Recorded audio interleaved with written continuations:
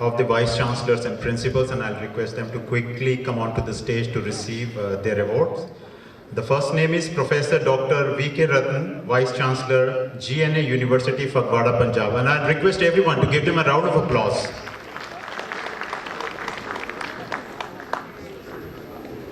Professor Dr. V.K. Ratan.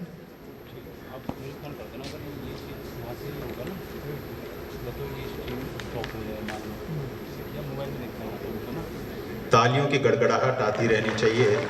I think we all had a lunch, and I wish that, I now hope that you are not feeling sleepy at this hour. Please show some energy.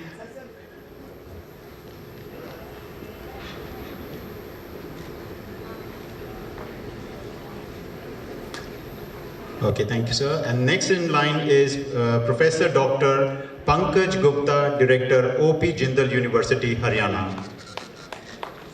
Dr. Pankaj Gupta, is he here? Okay, if he's not there, then we'll move on to the next name. And the next one is Professor Dr. J.K. Sharma, Vice Chancellor, Baddi University of Emerging Sciences and Technology, Himachal Pradesh. Professor Dr. J.K. Sharma. Yes, he's here, and sir, please come.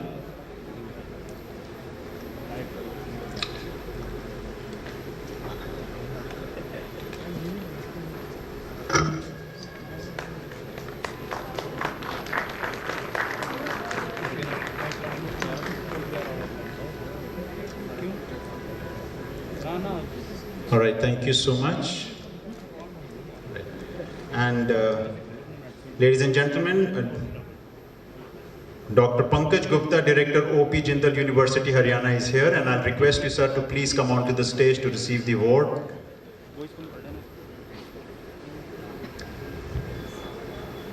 Yes, sir. Have a seat. And I request everyone to please put your hands together and give him a round of applause. Ladies and gentlemen, Dr. Pankaj Gupta.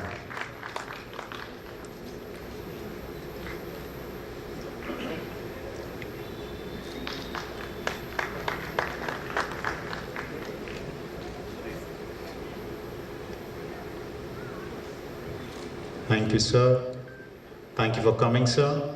And the next in line is Professor Dr. Raj Singh, Vice Chancellor, Jain University, Bangalore, Karnataka. Please welcome Dr. Raj Singh. And as I'm announcing the name, you all can see the wide participation, and the presentation here from different corners of the country. Thank you, Dr. Raj Singh.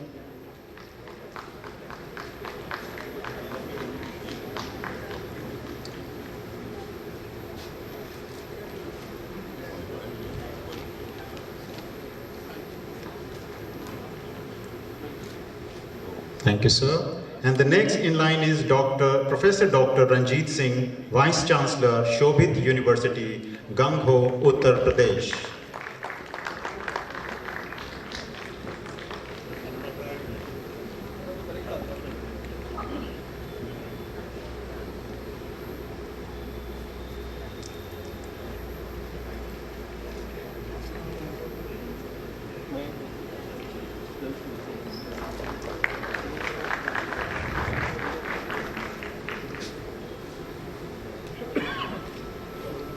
And the next in line is Professor Dr. Ajay Kumar Mishra, Vice Chancellor, Sikkim Skill University, Sikkim. Professor Dr. Ajay Kumar Mishra. Okay, he's not there. Then move on to the next one. That is Professor Dr. Pankaj Mishra, Pro Vice Chancellor, Global University, Uttar Pradesh. Ladies and gentlemen, please welcome Dr. Pankaj Mishra.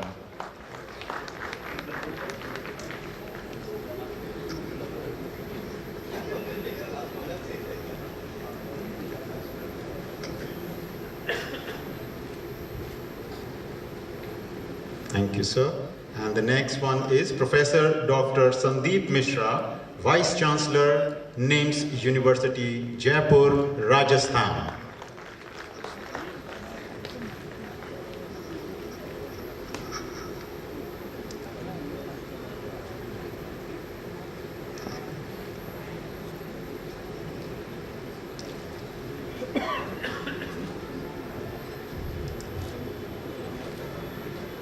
And the next one is Professor Pranveer Singh Satwat, Pro Vice Chancellor, Assam Downtown University, Guwahati, Assam. Professor Dr. Pranveer Singh Satwat.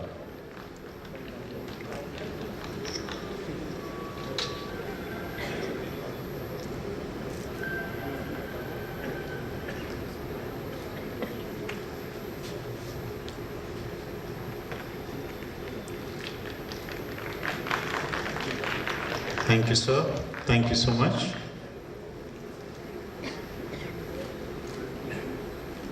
And the next one in line is Professor Dr. Vikas Singh, Vice Chancellor, Geeta University, Panipat, Haryana. Everyone, please welcome Dr. Vikas Singh.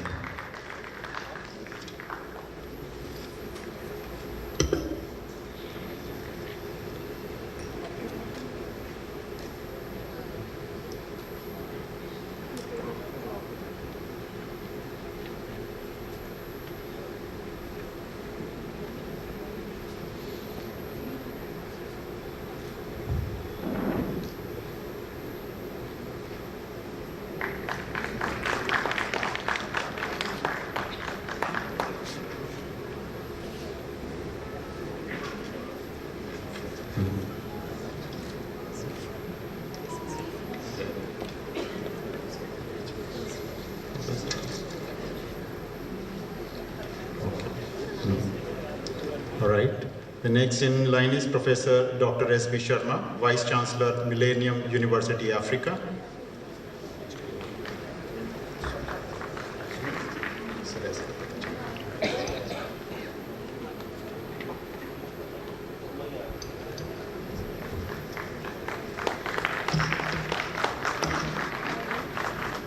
Next is Dr. Sunil Rai, Chancellor, UPES, Dehradun, Uttarakhand. Dr. Sunil Rai, Chancellor, UPES, Dehradun, Uttarakhand.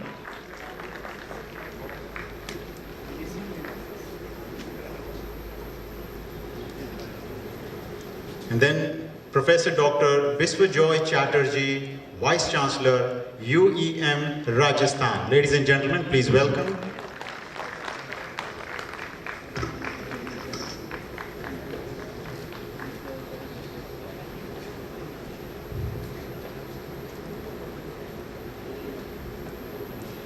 And now moving forward, we would like to felicitate some of the outstanding principals, and I'm going to take out their names and I'll request them to please quickly come onto the stage to receive their awards.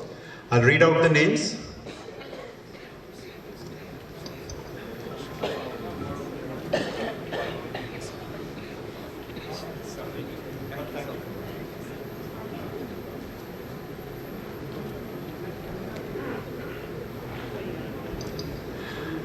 Dr. Mani MS from Maharashtra for Lifetime Achievement Award. Ladies and gentlemen, please welcome Principal Dr. Mani MS from Maharashtra for receiving a Lifetime Achievement Award.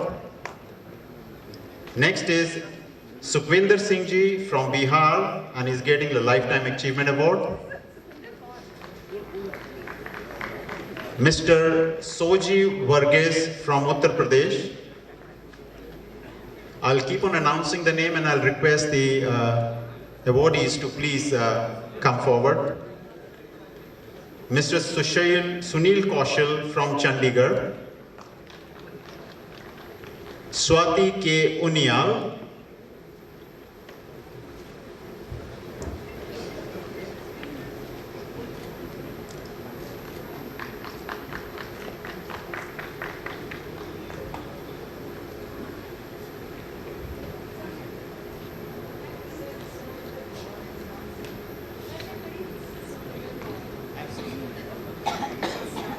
Ma'am will make the amendments later on. It's Sukhvinder Kaur. All right. I'm so sorry.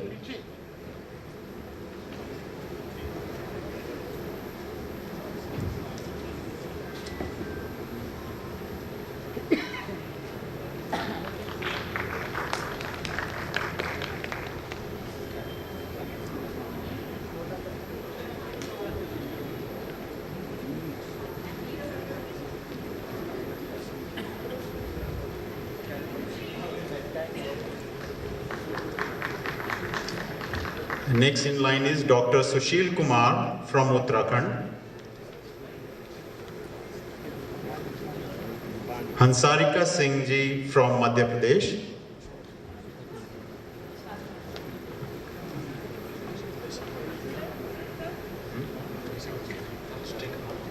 कहाँ पे है?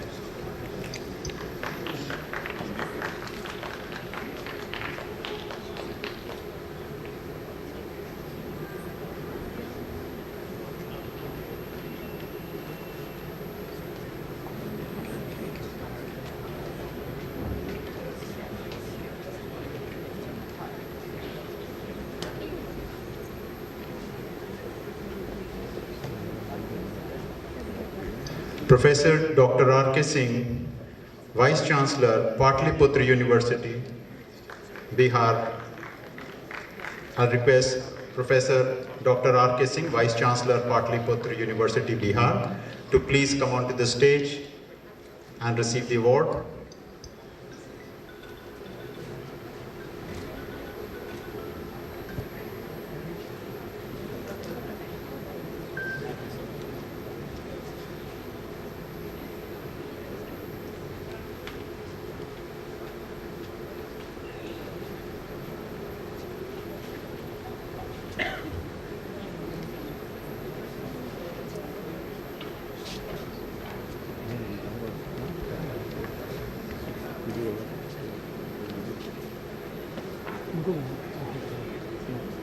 Photo खींचना है क्या?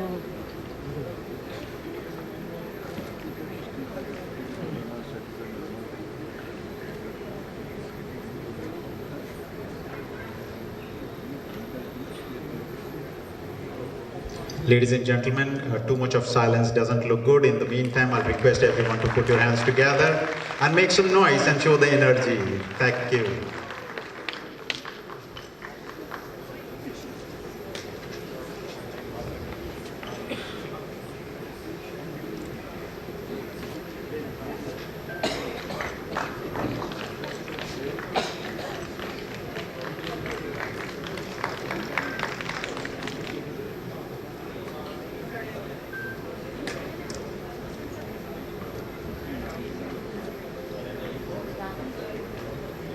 Thank you, Pro-Chancellor Shreyan sir and Pro-Vice Chancellor Dr. B.M. Singh. Ladies and gentlemen, we'll take a little pause here and we'll quickly move on to our next panel discussion. And to take it forward, I'll hand over the mic to Shamishta ji. Thank you, sir. As we prepare for our next panel discussion, let's take a brief pause and have an industry session by APAR Technology. Okay? Yeah, please.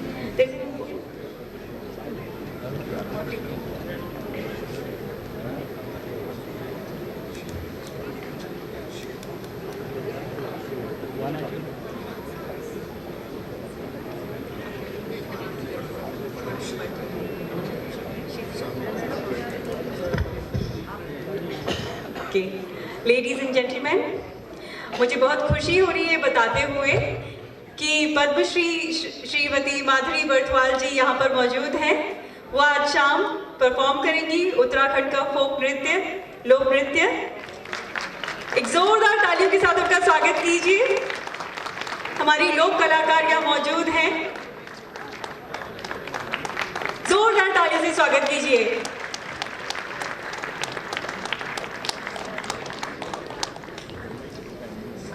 अब मैं invite करूंगी हमारी ERP partner अपार technology से एक brief presentation के लिए। धन्यवाद।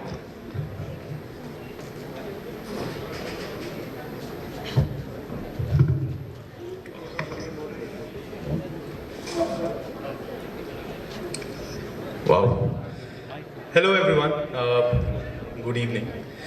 A lot of oh, by the way, I'm Kanishk. I represent APAR Technologies. We are representing Scholars Merit here, who is the ERP partner for this event. We've had a lot of discussions around technology. We've had a lot of discussions around skill development, entrepreneurship, etc., etc. We've had a lot of discussion around the gap between the schools and colleges that has been there for a long, very long time.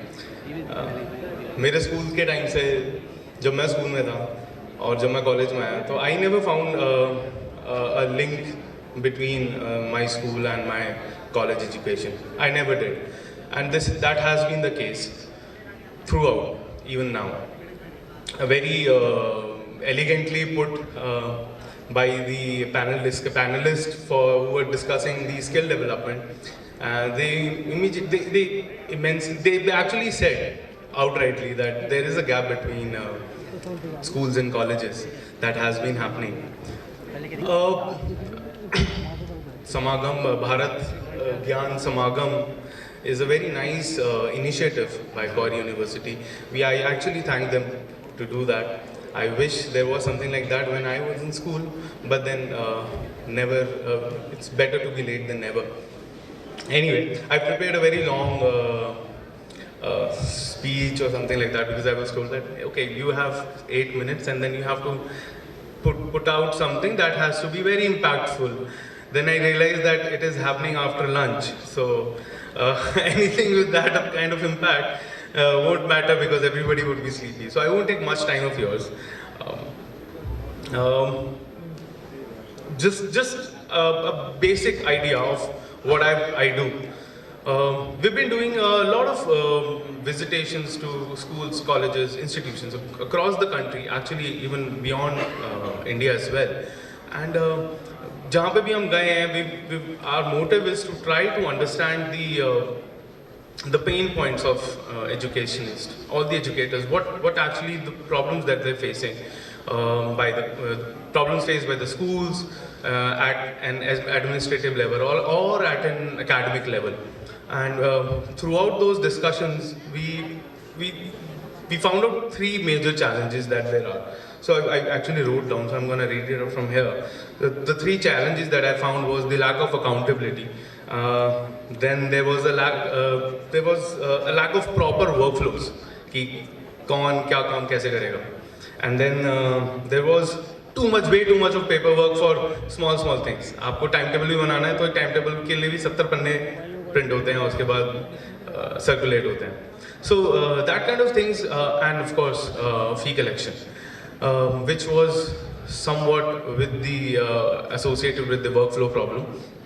But yeah, these were the standard problems across all institutions, across all sects, regardless कि वो school या college कितना छोटा है, कितना बड़ा है, ये standard problems थी. और हमने सोचा कि we are a technology creator, we are a solutions expert.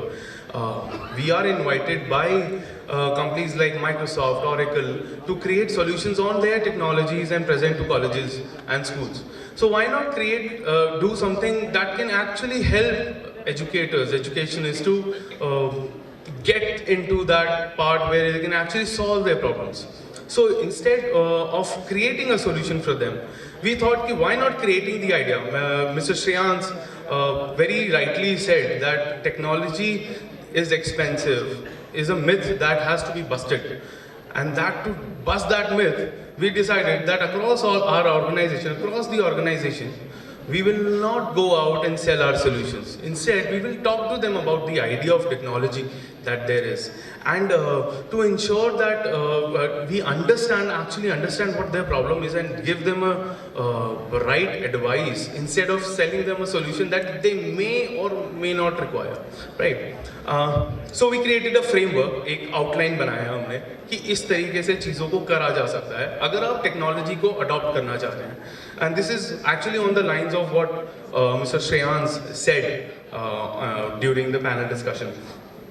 And thank you him for actually initiating it for me. He actually made it easier. So the framework is something that we call DREAM, D-R-E-A-M. So every word has a meaning.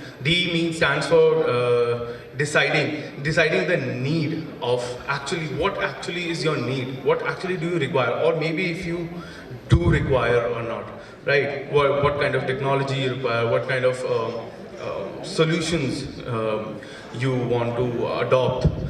Then the resource identification, or the identification of resources. And then, okay, I've got a receipt that says time is over, so I just take 2 more minutes. I'm sorry for that. Then E stands for enhancing the resources, enhancing the peoples and the process. And A stands for adaptation, and M stands for monitoring the results. If we follow all these, the pattern, then we actually are able to actually identify and implement the right technology for us, which is not too much heavy on your pocket and actually helping the institutions. We've received a lot of results and a lot of impact across all the institutions. Over 500 institutions जहाँ पे हमने ये dream framework को implement करा और काफ़ी अच्छे results हमें मिले. Will also, I would like to talk to you about this off the stage, of course, because the time is of an essence here. So I'm going to take your leave. Thank you very much for coming in, and thank you for giving me the opportunity to tell me about the dream that we have. Thank you guys. Bye bye. Thank you. And now I would like to invite our sponsors, Shiksha Mahotsav, to come on stage for a brief presentation.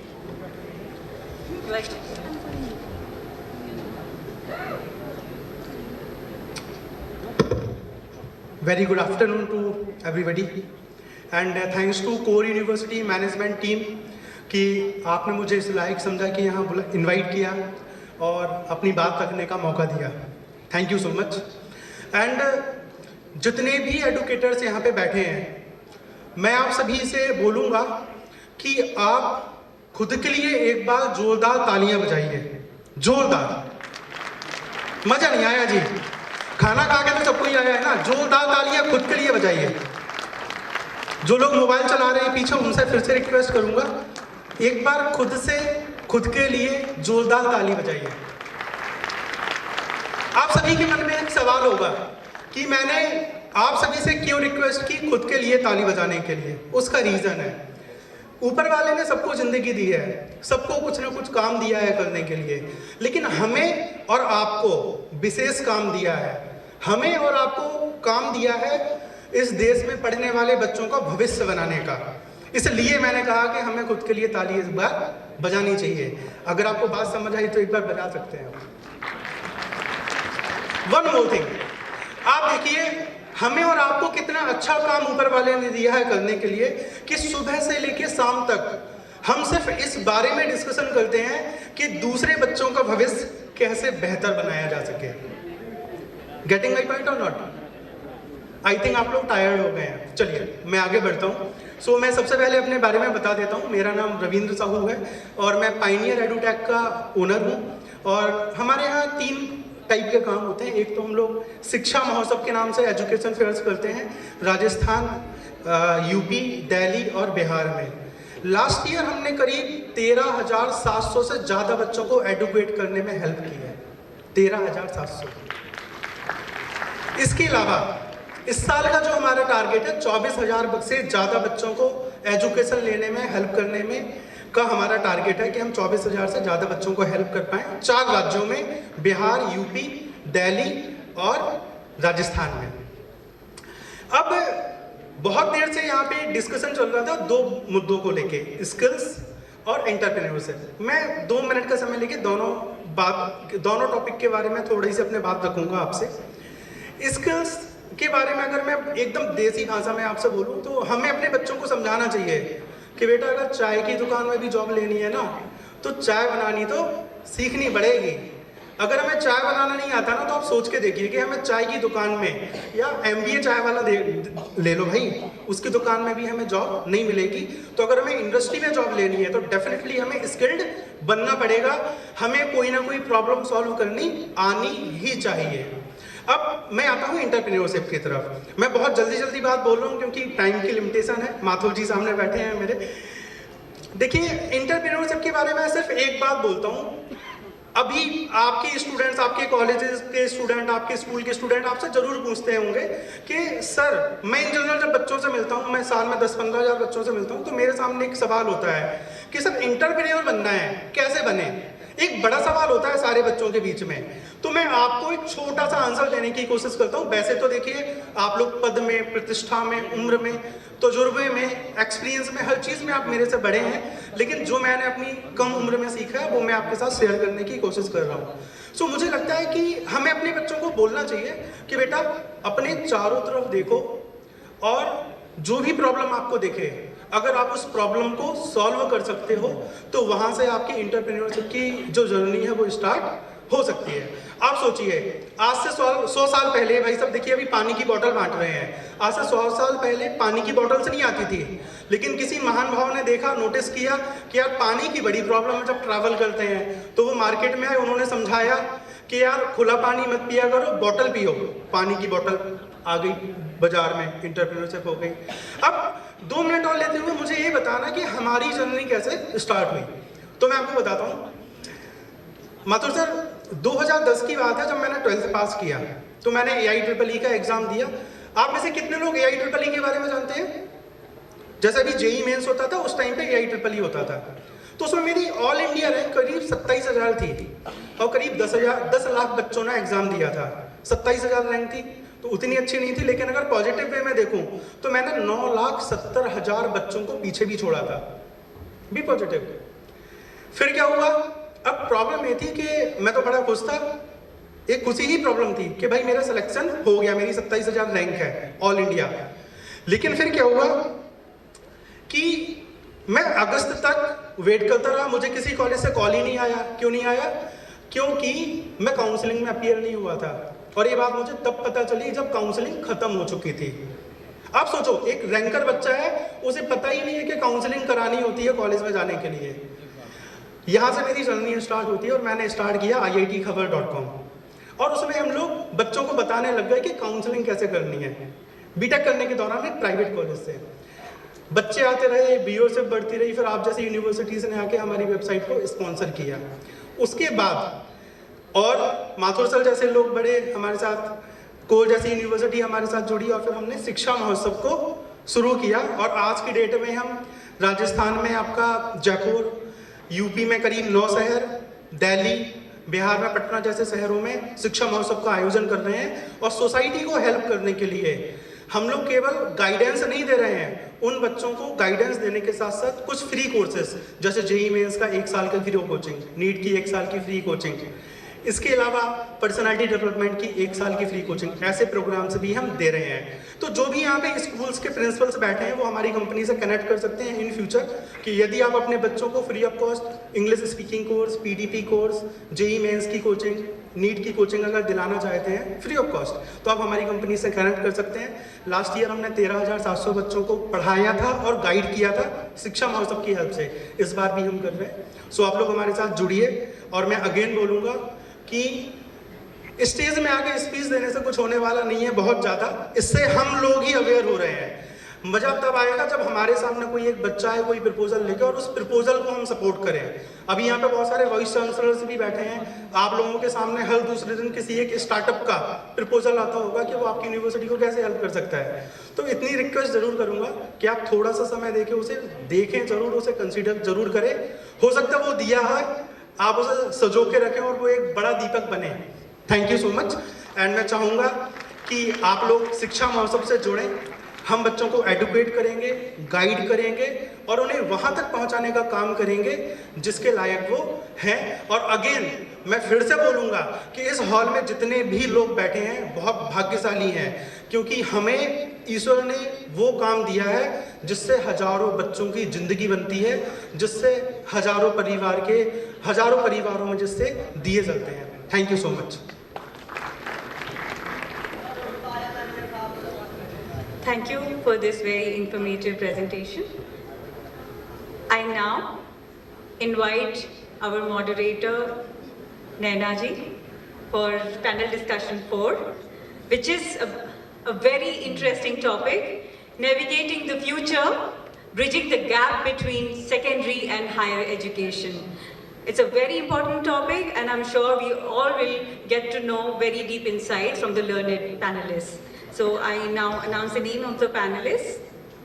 And as I announce their name, please start coming onto the stage. Shri Vivek Jain ji, Founder Chairman, Education Portal, pathojob.com. Group Captain Sandeep Mohan ji, former Principal, Army School, Sainik School, Chandigarh. Dr. Gautam Banerjee, Principal, Panighata School, West Bengal. Srimati Swati K. Unyal ji, Principal, St. Xavier School, Dehradun. Dr. Maruti Shivrane, Principal, Education Society, Nagaon, Maharashtra. Shri A.G. Prakash Nair ji, Principal, Nanda Group of Schools, Tamil Nadu. Shri Harwant Singh ji, Joint Secretary, Rajpura Schools, Punjab.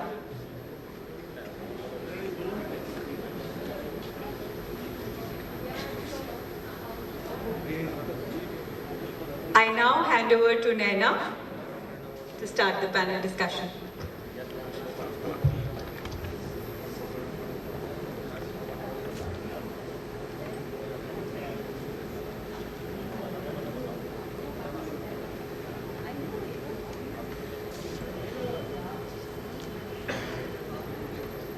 We have two more panelists, I guess.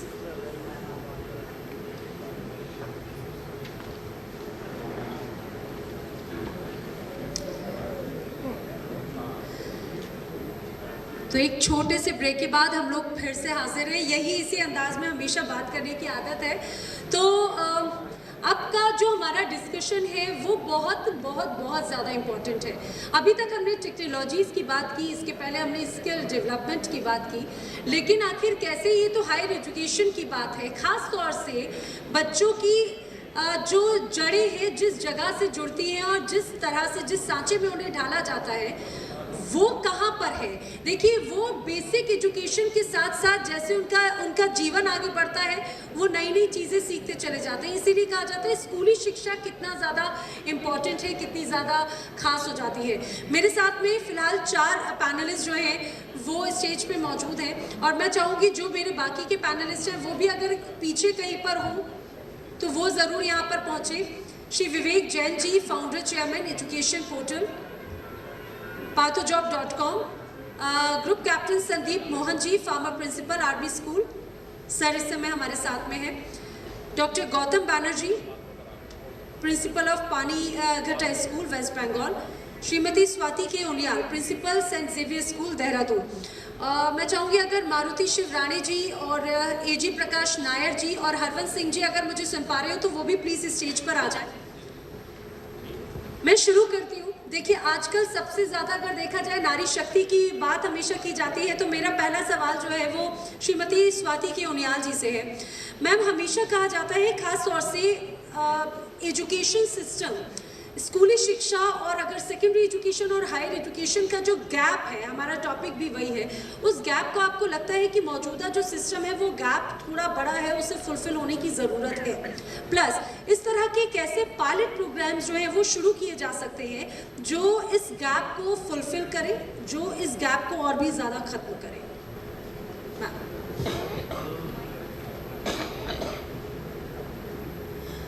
Very good evening to the August gathering.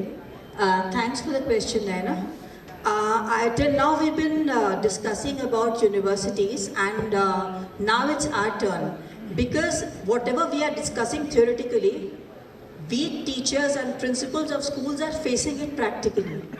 So you are correct, there is a big gap between the secondary education and higher education. There is no actual connectivity either with the curriculum which we are following in the schools, neither are the teachers professionally trained. I am lucky that I am coming from a school wherein our chairman also owns a college, Siddharth Law College. So we can still have that connectivity between university teaching and the school teaching. But in general what is happening is that our students, since if we have to make a change and if we have to really polish the curriculum of the students, we should start working from grade 8. Because class 8 से ही अगर उनको direction मिलेगा and जो हमारे teachers हैं उनको भी professionally अगर ट्रेन किया जाए किस तरह से यूनिवर्सिटी के आप लोगों के जो मार्किंग स्कीम है या जो प्लेसमेंट सेल है, so that is going to be real help for all of us. Fine, thank you. देखिए, कहा जाता है कि बच्चों को बच्चे कच्ची मिट्टी की तरह होते हैं, उन्हें जिस सांचे में ढाला जाए वो उसी तरह से ढल जाते हैं, और ये सबसे इम्पोर्टेंट रोल हो जाता है स्कूली शिक्षा का। यही वजह है कि पहले के वक्त में कहा जाता था कि घर सबसे बेसिक पहला शिक्षा का मंदिर है और माँ सबसे पहले गुरु है। इसमें कोई शक नहीं, लेकिन वक्त बदल रहा है और खासतौर से अब जब हर कोई प्रोफेशनल लाइफस्टाइल को कैरी करता है तो पहला और दूसरा तीसरा जो सभी घर हैं, सभी एजुकेशन सिस्टम जो है वो स्कूल और सारा जो रोल होता है वो कहीं ना कहीं टीचर्स का ज़रूर हो जाता है।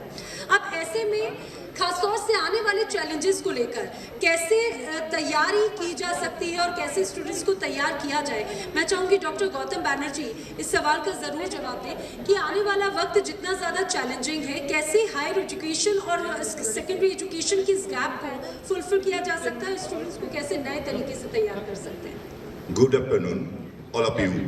We are giving a warm welcome to all. I am from Bengal. I am Dr. Gautam Banerjee. I am associated with so many universities like Kalyani University, Satyasai University, and also British Columbia University, and also, you know, the Eduxia Research Center, University USA. I am doing so many research work. 39 journals have been published. And now I am going to be engaged in a principal in a 10+2 level. There I like to say the one very nice question which has been arised by Mr. Naina Yadav.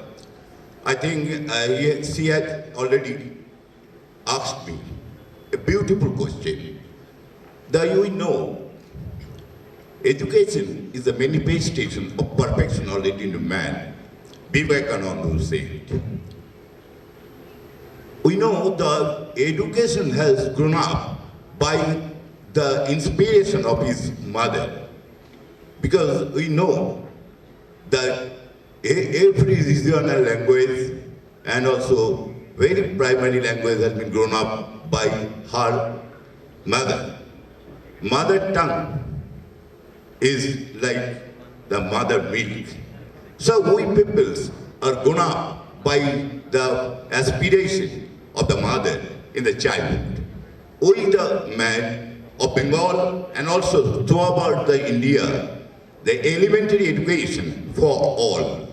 We are going to discuss the elementary education for all, 1 to 4 class, and there are upper primary sector up to 8 class.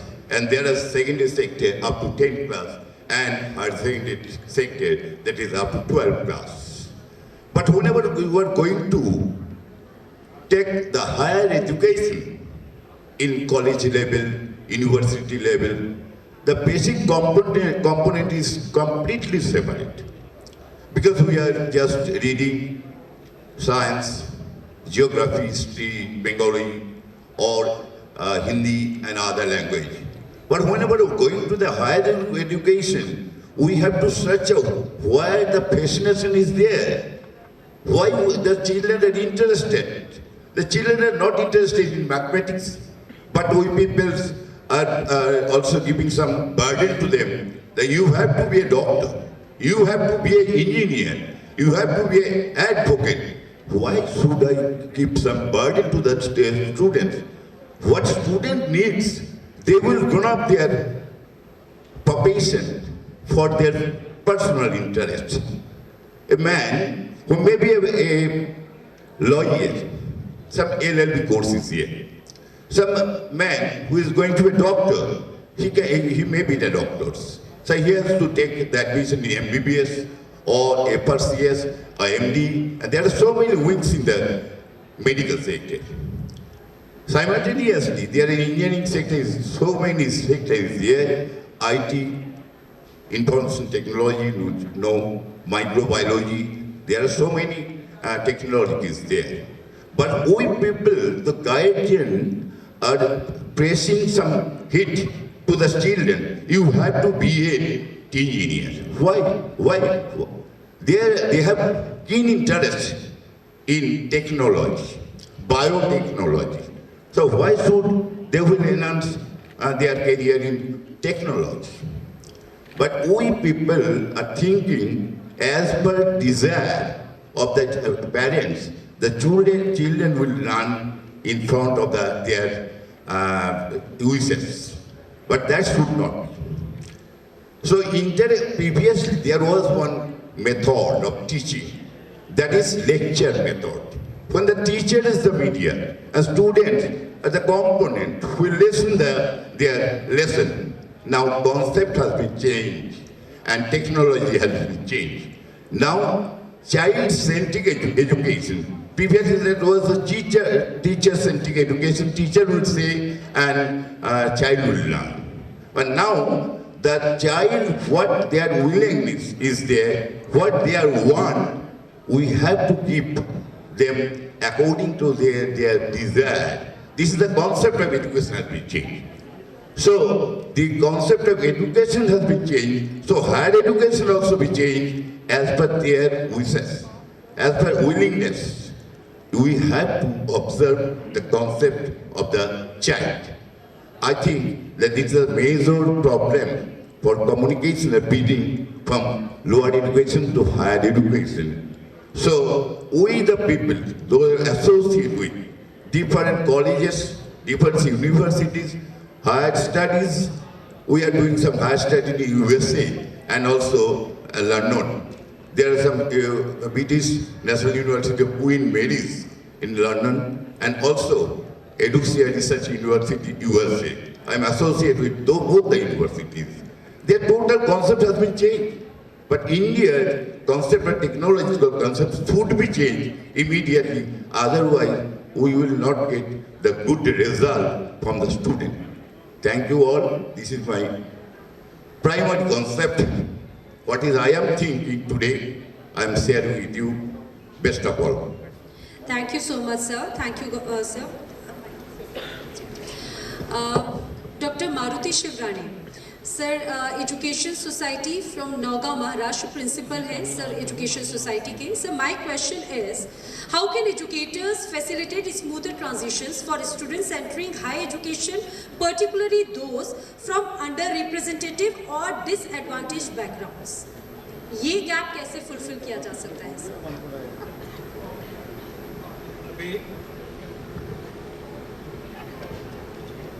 Secondary education and higher education. तो teacher program में जब teacher practice करते हैं तो teacher practice करते समय जब student उसको प्रैक्टिस लेसन लेते समय उस बच्चे के ऊपर टीचर बनाने जो स्टूडेंट है उसका जो एक्सपेरिमेंट है वो अलग अलग तरीके से अपने को देखने को आता है.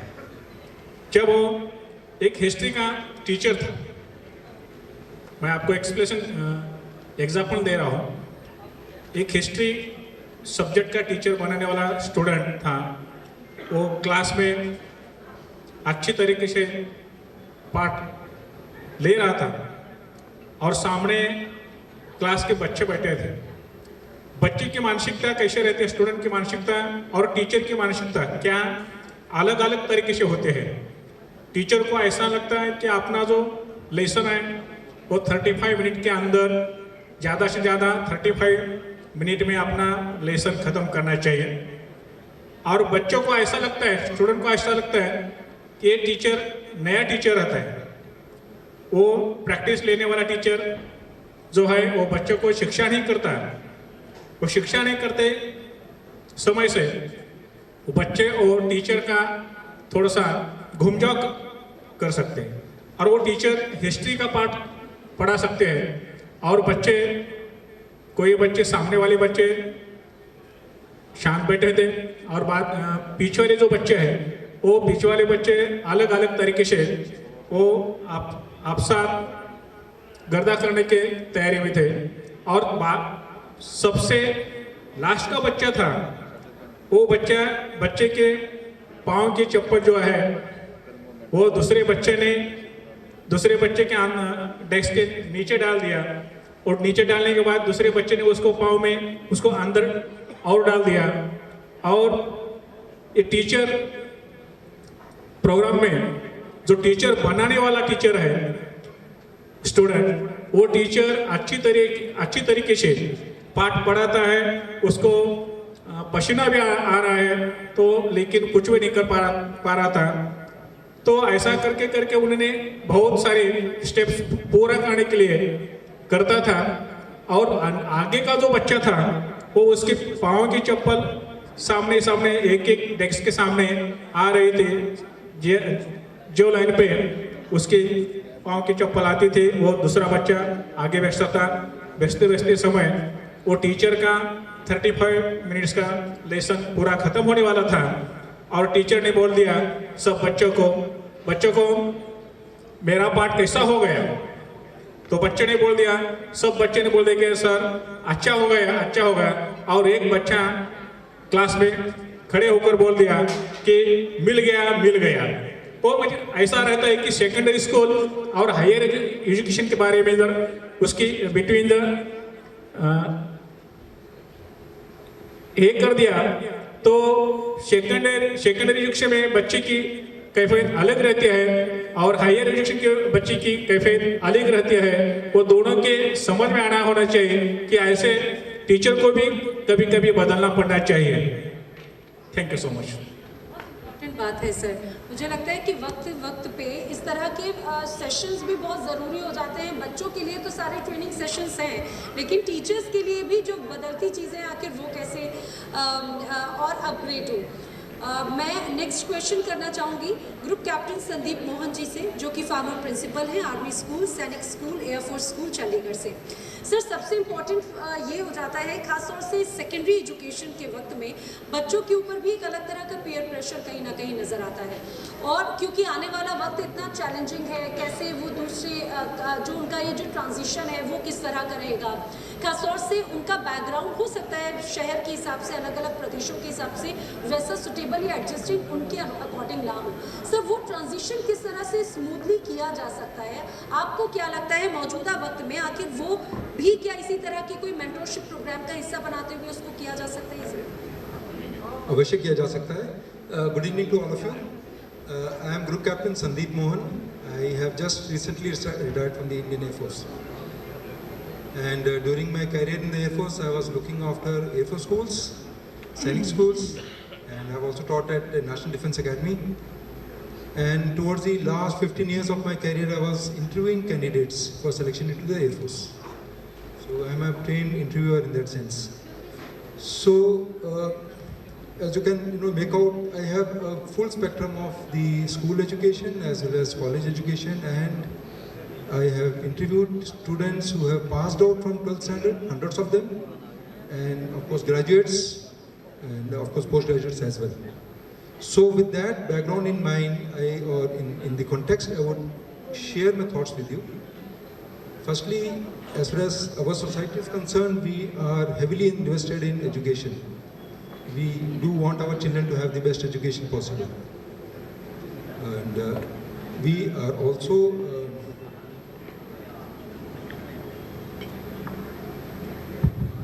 am I audible? That's it? Yeah. So we are heavily invested in the education of our children, and also we are very, very innovative. So with these two positives, I have a shortcoming in my mind, which is that we are very, very risk averse as parents, as educators. We want to have a definite answer or definite end result in front of us. If a child has joined BTech, he has to have a certain,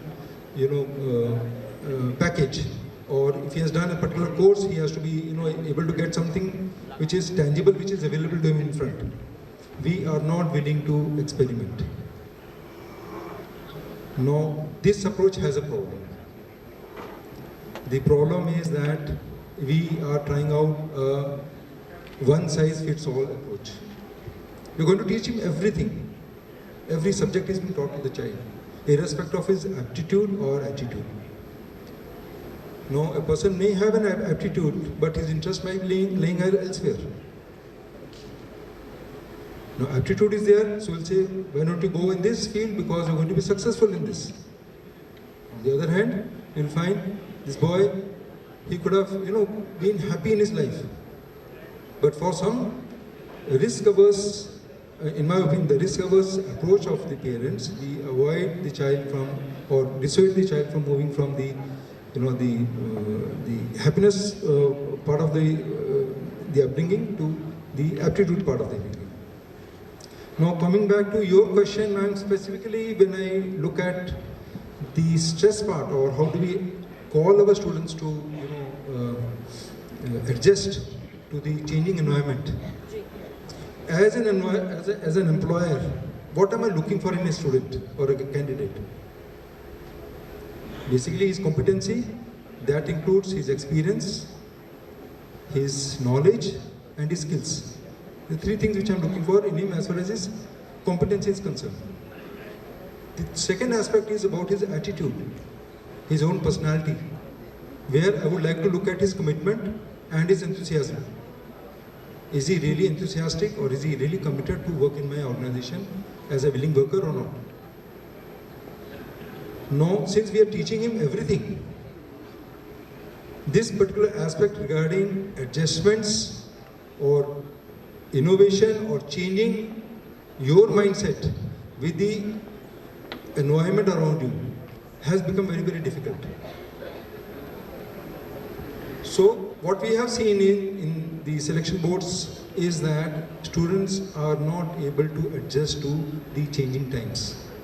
They are not able to adjust to the group. They are not able to adjust to the changing technologies.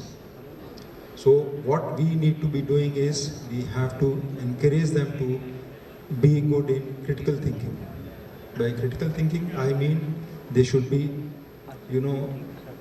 be naturally curious to learn. It is not that it has to be thrust down his throat. He has to be naturally curious. Not only should he be curious, he should be able to analyze a problem with different aspects. That is very, very important. If he is analyzing a problem, he will be able to find a practical solution to the problem. So this is as far as his practical intelligence is concerned, which is so critical for us. Second aspect is his social adjustments. Social adjustments in the sense of being adjusted to the group, being able to make his own personal priorities subservient to the group cause. The group comes ahead of his personal achievements or his own aspirations. This again is being missed out. Third would be his own, values, ethics and values. This again has been lost out. We have to be indulging in character building of our students. So the ethics and values again is one aspect which is being lost out. So these social skills are very important. Like one of the speakers in the morning has spoken, he said if you have a doctor who may be excellent in his skills, but if he doesn't have the character, he's of no good to use to us. I think Shiv Khera had said that. He's of no good use to me. So we need to have students who can adjust in the society, who can adapt to the changing requirements and yet have high moral values. So with this context, if we can encourage our students to be able to think critically, to be able to adjust to the changing times, I'm sure he will be able to adjust to any environment which has been given to us.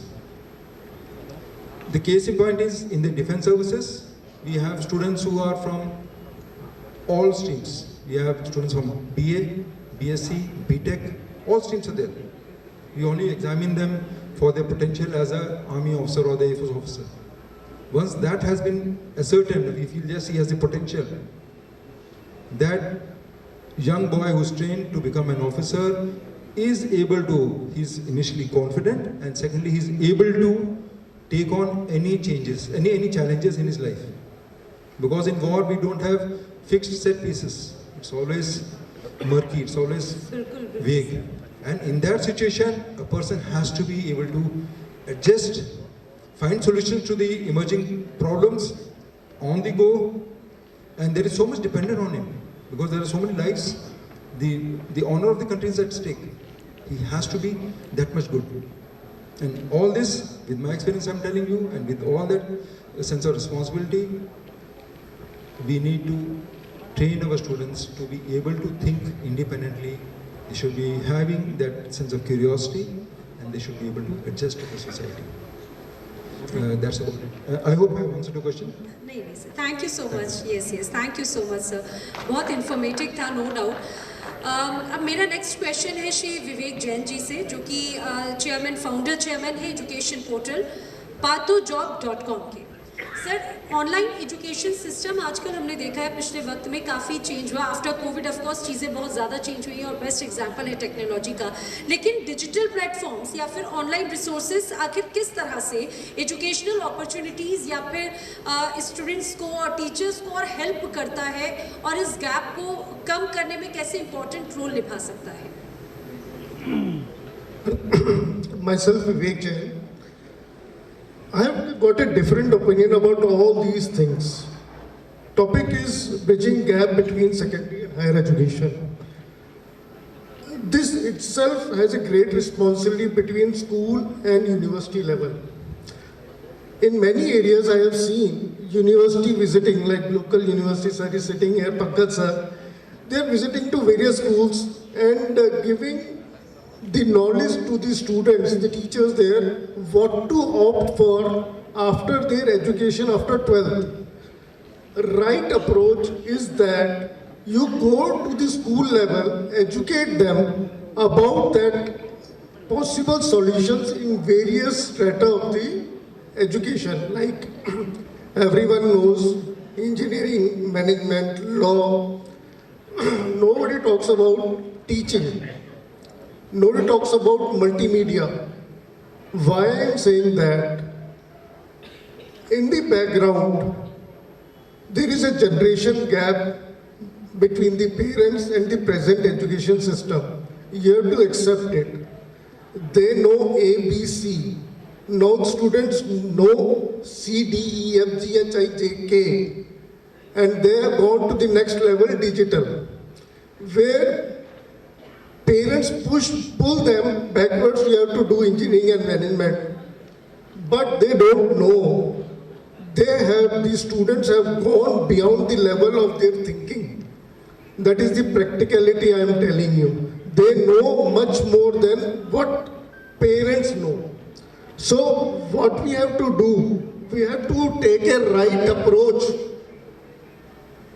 I think university level, I have seen many people at university level doing the right work to educate the children who are not aware about the solutions available once they move on from secondary level to higher level of education. Am I right? Right? So important is that right people should educate them at the right point of time. Rather they are in dilemma. They stick to social media, digital level and everything.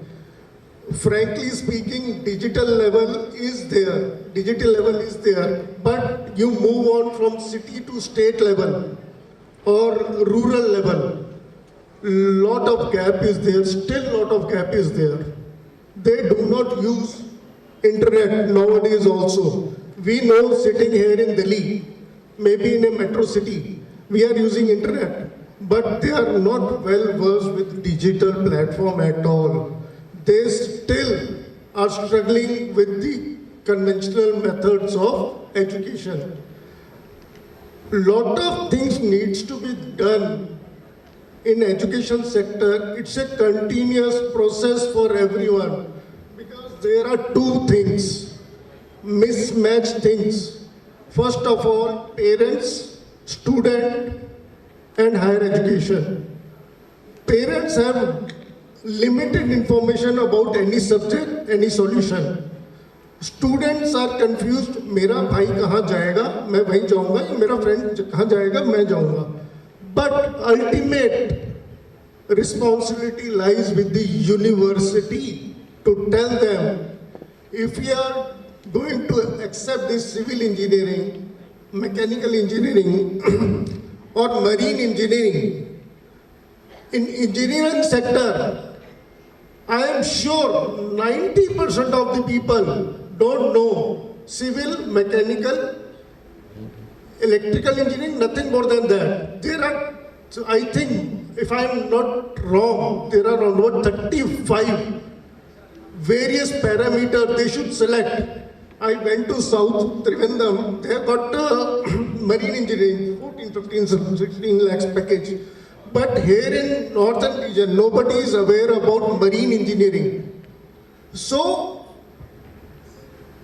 it is our responsibility not to be in shell. We have to come out of our shell, educate the students at the school level itself. Movement, they are ready to move out of from 12th class to the higher education.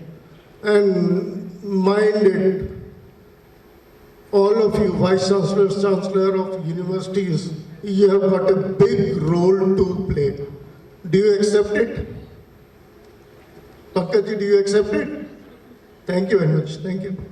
Thank you so much sir. और देखिए यही एक बात हो जाती है कि हमेशा परेशानियां तो बहुत ढेर सारी हैं, प्रॉब्लम्स तो बहुत हैं और उनका सल्यूशन की बात होना बहुत ज़रूरी है। और जो गैप है उसके बीच का, जो उस गैप को फुलफिल करने के लिए, ब्रिजिंग का वर्क करने के लिए हमारे साथ में यहाँ पर देखिए एक तरफ हम वाइस चांसलर्स की बात करते हैं, प्रिंसिपल्स, यानी कि दोनों ही एजुकेशन सिस्टम की सभी पुरोधा हमारे साथ में। और मुझे लगता है कि आज का ये डिस्कशन वाकई में बहुत फ्रूटफुल है। सर, इस पैनल डिस्कशन में आप लोग मेरे साथ में शामिल हुए, मैम आपका बहुत बहुत धन्यवाद, थैंक यू सो मच। बहुत फ्रूटफुल डिस्कशन था, बहुत काम की चीज़ यहाँ से निकली है। इसके बाद में वो जब इम्प्लीमेंट होंगी तो मैं बिल्कुल कह सकती हूँ शिक्षा के क्षेत्र में एक अलग तस्वीर ज़रूर बनेगी। Thank you so much sir, thank you.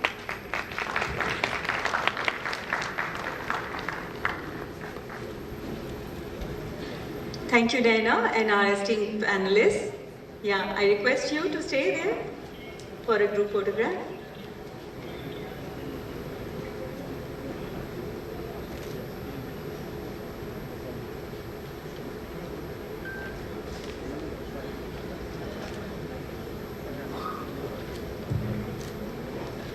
In the meantime, you can give them a big round of applause for this wonderful session.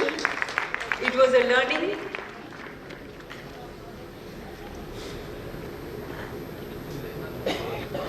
I'm sure.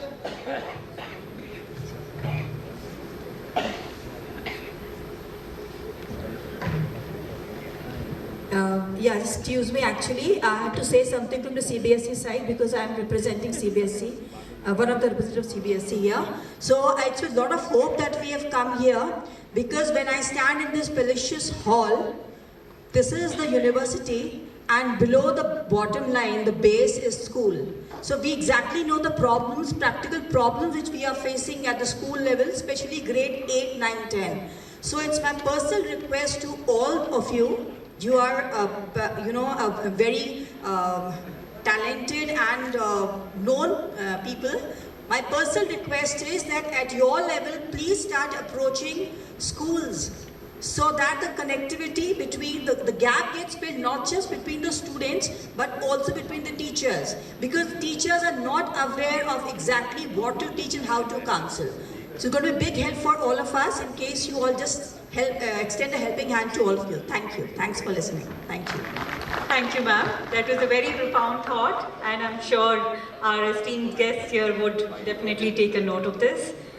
And now we move on to our panel discussion 5, which is again a very interesting topic, transformative education for sustainable futures. So, as education is for future, it is the foundation of our future, and sustainable futures is the next goal. So, dear educators and our esteemed guests, it's time to move on, and I would like to invite our moderator, Professor Dr. Y.S.R. Murthy ji, Vice Chancellor, RT University, Bengaluru. And I would also call out names for the panelists, our esteemed panelists. Professor Dr. Vivek Kumar ji, Vice Chancellor, Quantum University, Roorkee.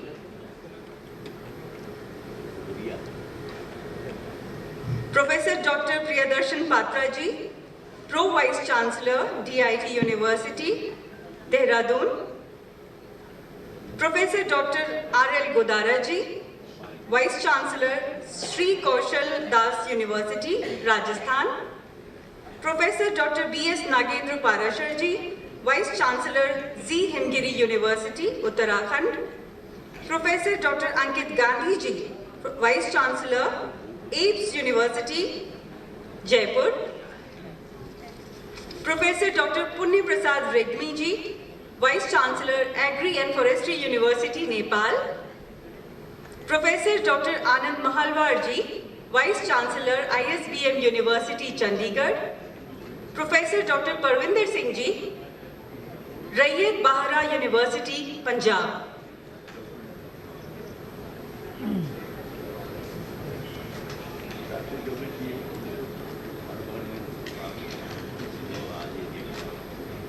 I now hand over the session to Professor Murthy ji.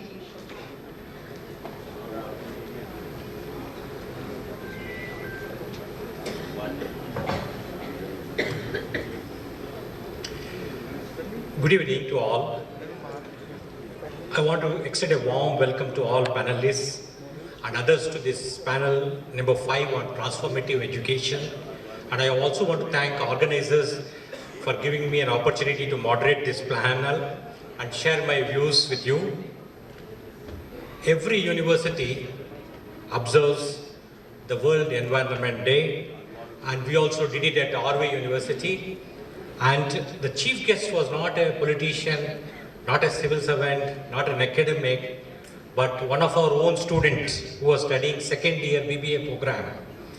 And the reason why I selected him was that I saw that he desilted Madiwala Lake in Bangalore and unearthed tons of plastic. Often the stench was very, very bad, the awful smell. But he and his friends desilted and removed tons of plastic waste that was dumped into the lake. And I was impressed with this micro effort at the ground level, and I chose him to be the chief guest and asked him to speak on the occasion. He just spoke for 2 minutes, and what he did was went down in my memory as a permanent mark. He requested one of the student volunteers to come on the stage, made him seated, and while talking, he went with a plastic cover and put it on around his head and tried to choke him in a mock act.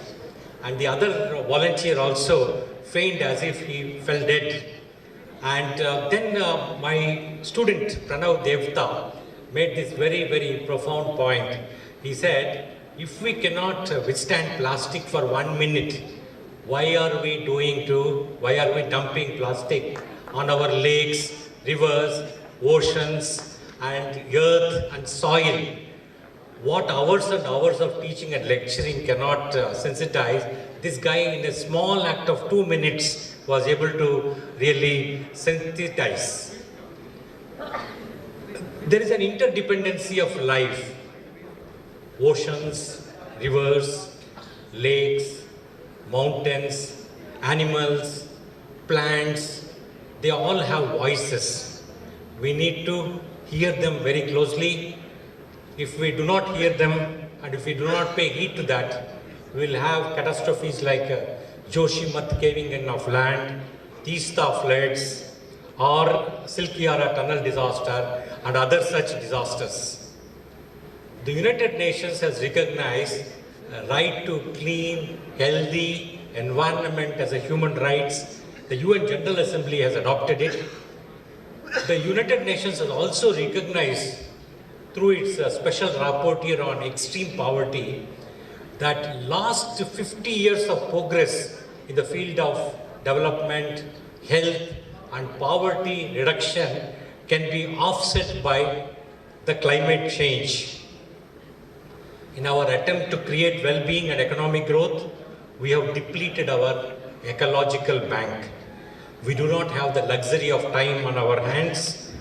Today, a village in India, which was once upon a time self-sustainable, buys 80% of its needs from outside.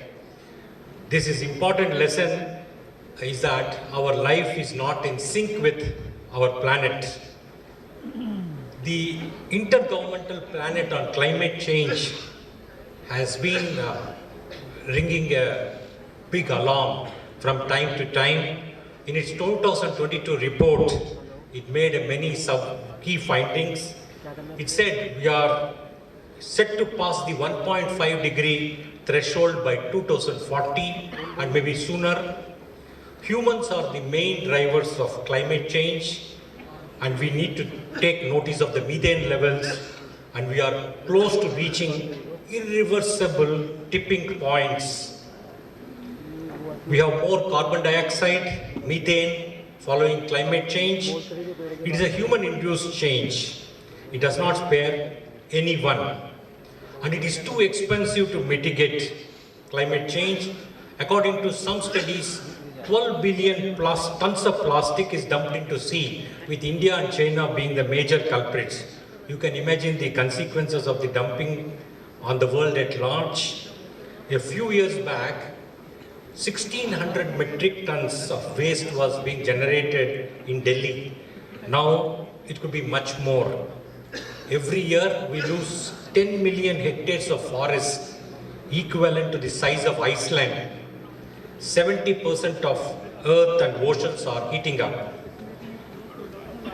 We are going to run out of our air, water and life support systems. NASA predicts that large portions of earth will be uninhabitable in 50 years' time. We are all educators. Education is not just preparing for a career, it is education for life. We have a responsibility to inculcate right values and mold attitudes. We need to inculcate sustainability and impress upon the Generation Z the importance of preserving the health of our planet with great care. We need to build sustainable and resilient communities. We have a number of distinguished Vice Chancellors as a part of this panel.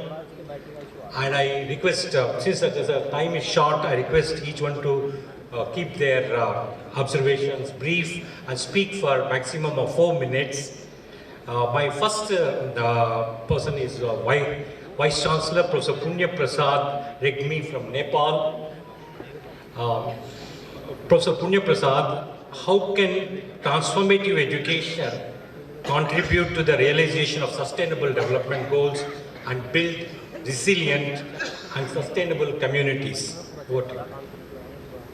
Thank you, Professor Murthy. Good evening. I'm Gurmit Singh Regmi from Nepal. I'm Vice Chancellor of Agriculture and Forestry University. I take this opportunity to thank grateful appreciation to organizers for their excellent hospitality and management. In fact, Professor Murthy has already mentioned, the sustainable development is a very common development paradigm. We all know about it because we are seeking the development which is environmentally friendly, socially acceptable, and economically viable. In fact, the transformative education is the key to sustainable development. Since it belongs to Sustainable Development Goals number 4, target 4.7, and also, as Professor Murthy mentioned, related to Paris Climate Agreement. In fact, we all know, so the current, the societies, we all are facing a lot of problems related to environmental degradation, related to pollutions, a lot of conflicts, war, poverty, unemployment, biodiversity losses. There are numerous problems we are facing. So our education, I think the transformative education deals with the current generation as well as the future generations with the knowledge they require, with the skills they need, and also competency they need, as well as the value systems we need. So that's why this transformative education system is very much important, since I think population, the large number of populations within the age or below 30 years, they all are our futures to shape or reshape the society, the environment, the economy, as per the paradigms of sustainable development. That's why this particular the idea is very much important in order to keep balance between the utilization and conservation of our scarce resources. Thank you. Thank you, Professor Punya Prasad. My next question is addressed to Professor Dr. Priyadarshan Patra, Pro Vice Chancellor, DIT University, Dehradun. Despite meeting with an accident barely a few days back, he has turned up for the event that shows his spirit, indomitable spirit, and also the importance that he has attached to this conference. Thank you very much, sir. My question is, how can education system be reoriented to foster sustainability among learners? How can experiential and project-based learning play in promoting sustainable practices? Thank you, and greetings to all of you. I am a distinguished professor of computer science and engineering at Dehradun. I was wondering why I was chosen to talk about sustainable features. But that made sense once I thought that, well, in addition to being a professor, I also happen to have founded an organization called Sustainable Economic and Educational Development Society.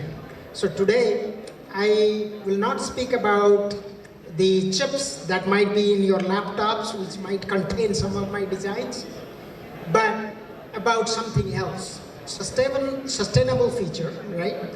When one of my friends heard that I'm going to this Gyan Samagam, he said, break a leg, buddy. Break a leg means good luck to you. Well, I took it literally, didn't I? I actually happened to break my leg. Okay, so sustainable future means a way of living and meeting our current needs without taking away or jeopardizing the ability of future generations to meet their own needs. That is what is, sustainable future means.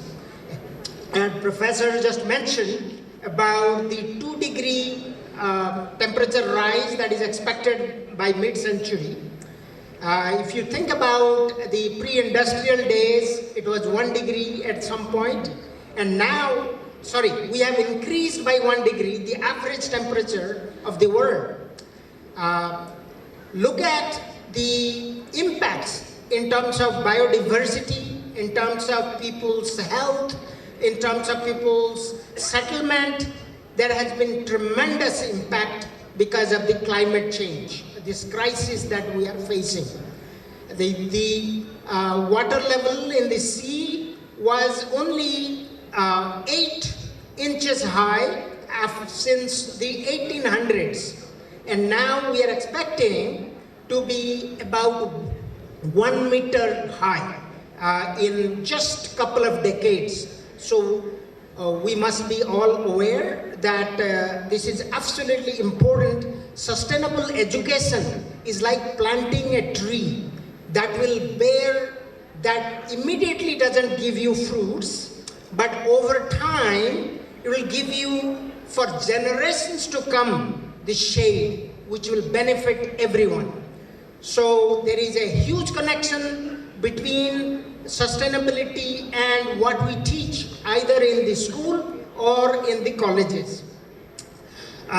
So with that in mind, we must prepare our students right from the high school As a matter of fact, I would say even from elementary school, where they must learn the importance of the sustainability goals that we have. As you know, we have 17 goals according to the United Nations. So, there is a lot to talk about, but I will focus on some things that I am doing in my own institution. I have picked up, or we have picked up, 4 goals. That is Sustainability Development Goal 3, which is health and well-being. Goal number 6, which is water and sanitation. Number 7, SDG number 7, is all around affordable and clean energy. And the final one is number 17, which is about collaboration. As a matter of fact, we are here all together so that we can learn from each other, can collaborate and cooperate with each other to achieve these goals that we have and the futures that we must have. So with that in mind, we have introduced several things in our educational programs where, for example, students are learning how to generate solar energy to light their classrooms, to heat water. So these projects are basically teaching them this project-based learning that we have been talking about. Really, these are impactful. So similarly in the health area. So maybe we'll come back again. Thank you. Thank you, Professor Patra. You mentioned about the temperature increase.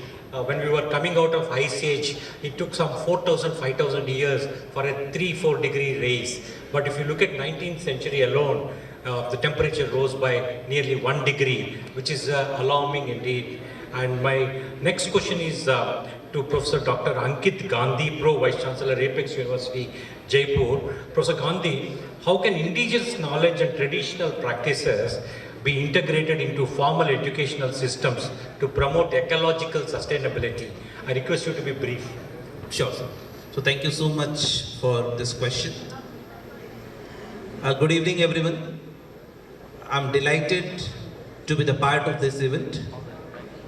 At the very outset, I would like to congratulate the entire team behind conceptualizing and organizing the event of such magnitude at COER University, Roorkee.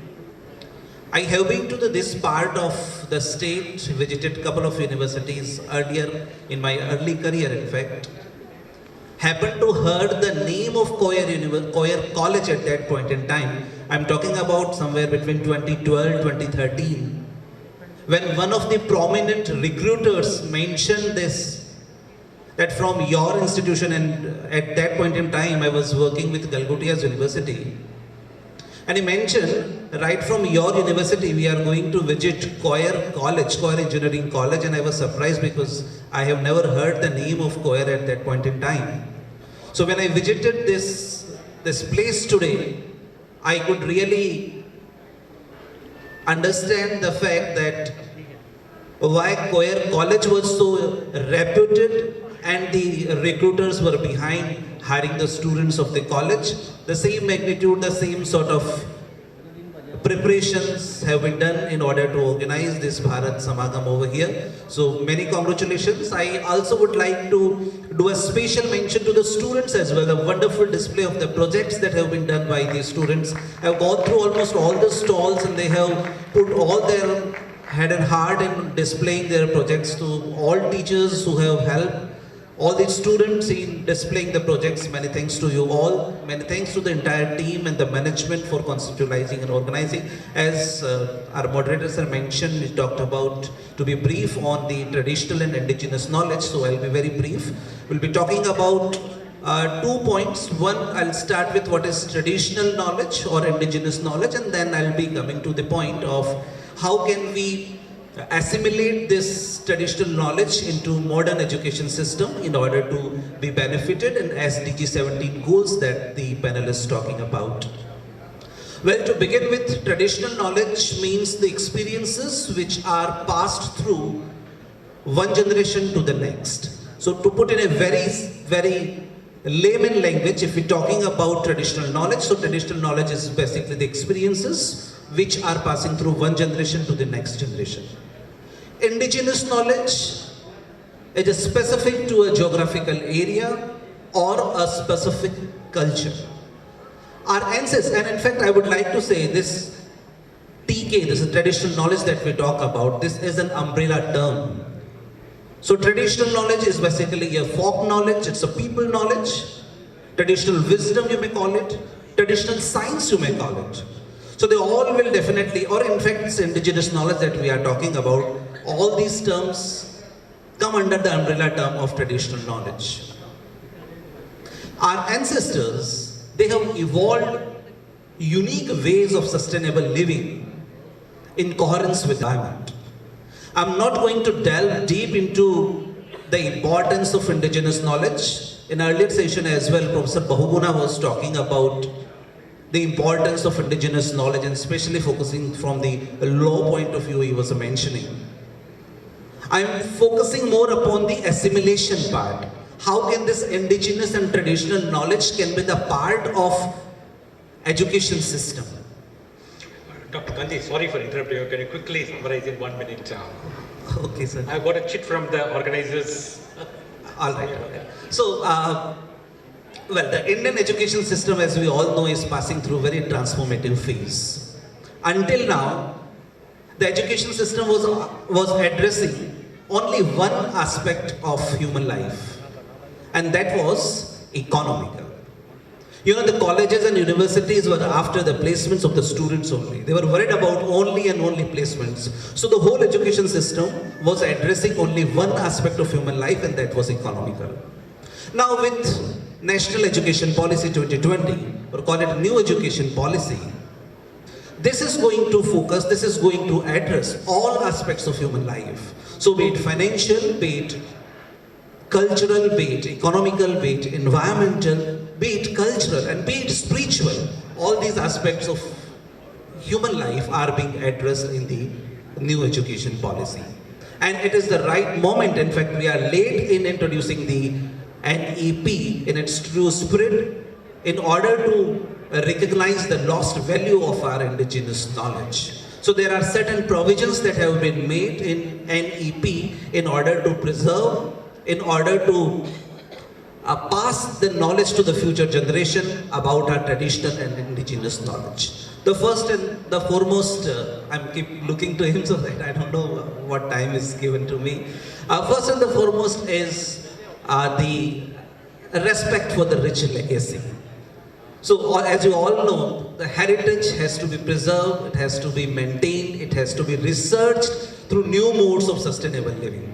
So there is a special thrust on marginalized, disadvantaged, underrepresented communities, which is given in the new National Education Policy.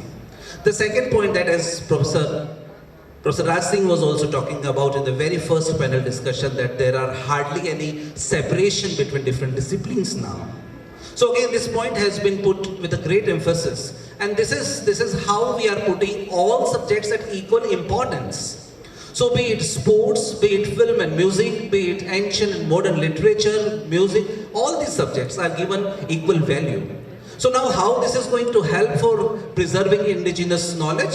So you can have indigenous sports being part of your curriculum and the equal weightage is being given to these sports. Thank you, Professor Kante, that's very important. So there were some more points, but because time is less, so thank you so very much for the opportunity. And one last thing, as I mentioned about the COER college, that when I heard of this, and I'm delighted to be here, I really would request all organizers to keep on organizing this so that it become a hallmark of COER University, and we can always collect here, exchange our ideas, and the COER University can always remain known for organizing such an event at the grand scale. So thank you so very much. Thank you. My next question is addressed to Professor Dr. Anand Mahalwar, Vice Chancellor, ISBM University, Chhattisgarh. Can you briefly summarize the best practices achieved by your institution in the sustainable use of energy and water resources and also handling of waste? Thank you, Professor Murthy. Greeting to all. I, Dr. Anand Mahalwar, working as Vice Chancellor in ISBM University, which is situated in Garhwal district of Chhattisgarh state. The best practices which we are using for conservation of energy are, we have implemented solar panels in the rooftop of the university.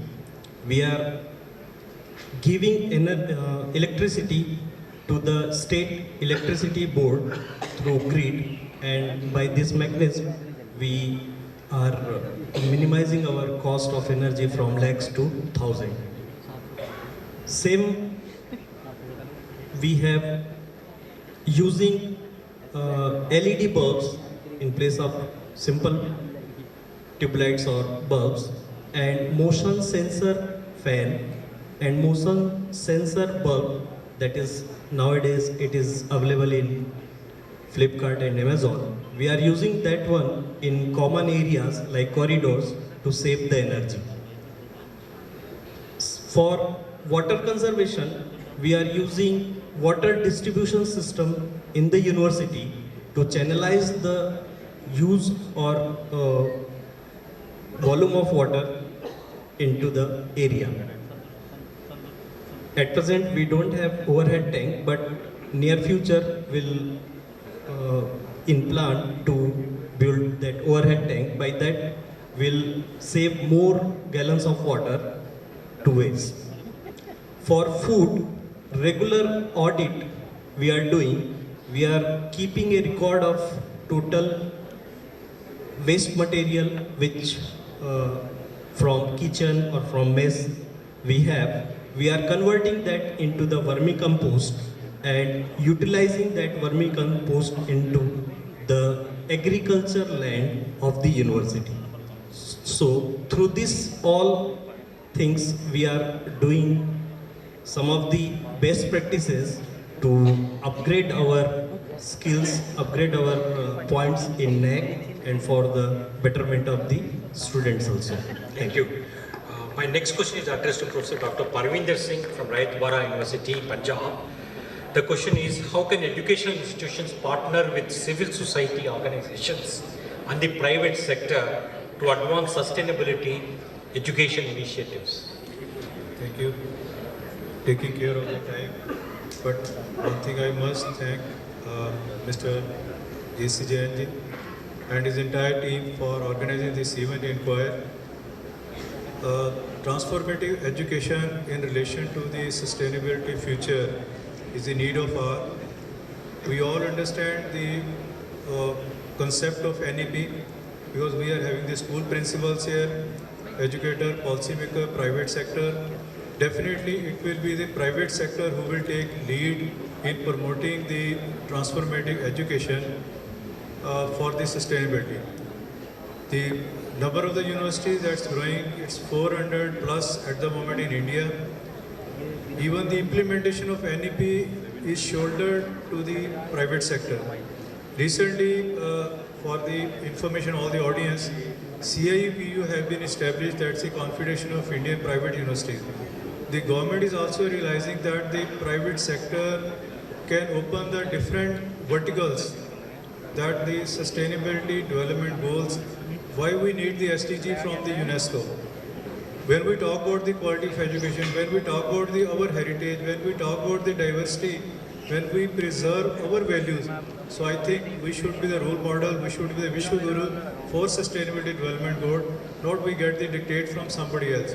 So we need the best education, we need the quality education, we need the best health, and we need to extend all the community service, community engagement, and quality assurance to every aspect, every strata of the society. Thank you very much.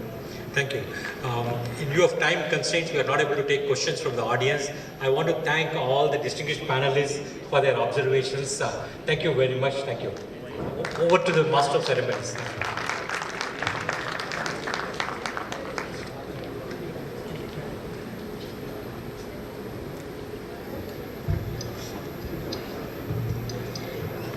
Thank you, Professor Murthy. And now the group photograph.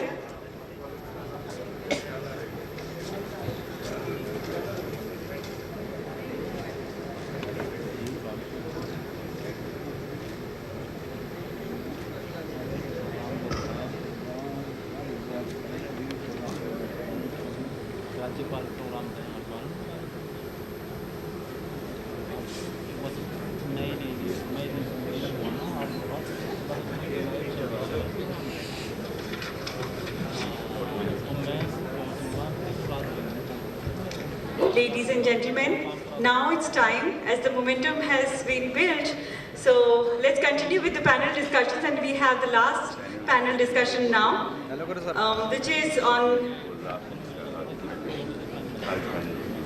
inclusive education, strategies for catering to diverse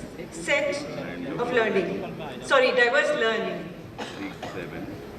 I now invite our moderator for this panel discussion, Professor Dr. Sagar Gulati ji. He is Director Computing, COER University.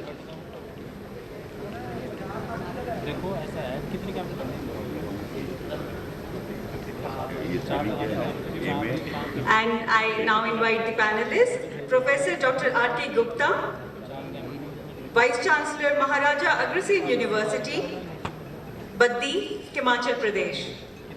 Professor Dr. R.K. Tripathi ji, Pro Vice Chancellor, Devbhoomi Uttarakhand University. Professor Dr. Prem Narayan Aryal ji, Vice Chancellor, Pokhara University, Nepal. Professor Dr. Aruna Palta, Vice Chancellor, H.C. Yadav Vishwavidyalay, Durg, Chhattisgarh. Professor Dr. Sri Hari Hon'ble ji, former Vice Chancellor, SPSU, Udaipur, Rajasthan. Professor Dr. Shahid Rasool ji, Dean Academic Affairs, Central University, Kashmir. Professor Dr. R.P. Dubey ji, Vice Chancellor, C.V. Raman University, Raipur. Dr. Akshay Gulati ji, CEO, The Future University, Chandigarh.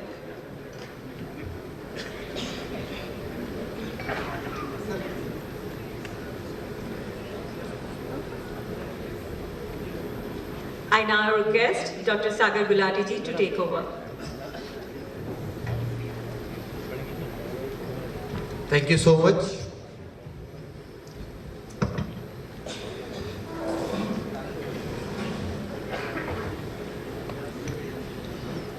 I now request Dr. Sagar Gulati I know ji it's to take been over. a long day.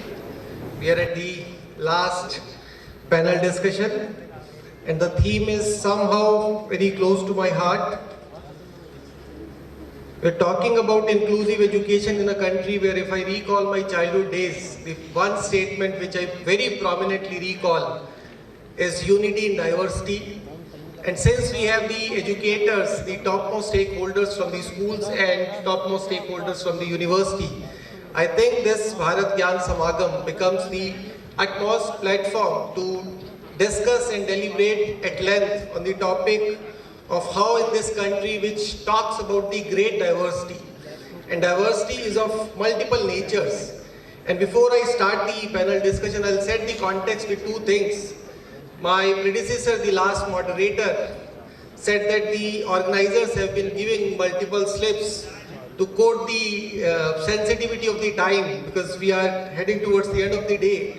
I, being a member of the host institution, have come with multiple chats, so my request to all the distinguished vice chancellors would be to keep the answers short. I'll not define the timelines, all are seniors to me, but my very humble request would be to keep it very, very short.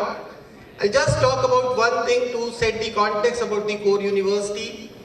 While every institution and every university is taking their initiatives in the light of national education policy, the biggest initiative that has been initiated by us, I recall some distinguished vice chancellors spoke about the pedagogical initiatives, some spoke about the different initiatives that are being adopted by their universities. While at COER we are doing some very inclusive initiatives on assessments, we are coming up with different assessment patterns to address different needs of the learners. I have got a very distinguished panel. I'll give a brief introduction. We have Dr. R.K. Gupta, Worthy Vice Chancellor from Maharaja Agrasen University, Baddi.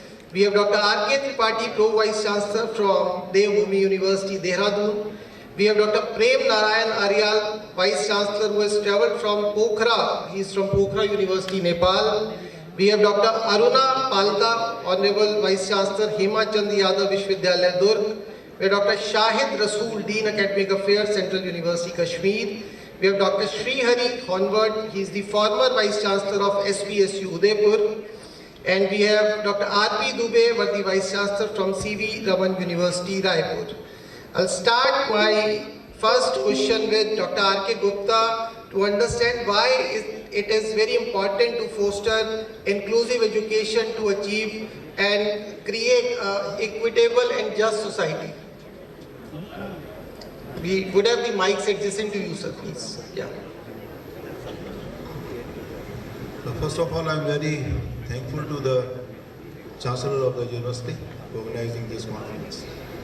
Now, regarding this inclusive education, if I talk about one or two points only currently. Number one, as per Sustainable Development Goal 4, it shows that education is a right of every person.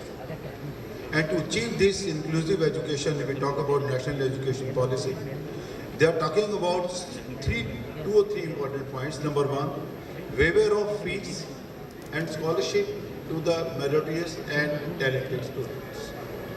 They are also talking about online education so that education can be given to everyone in the country. Two, if we look, we are talking from the morning about education. If we look to the data, as in the previous session we were talking, the internet facility is not available throughout the country. We are talking about national education policy, what about the rural areas? 66% of the population is rural area where internet connectivity is not available. So now, through this inclusive education, we have to see how we can extend this education throughout the country. To give this example, in my university, this is, I think, the real example in the whole country.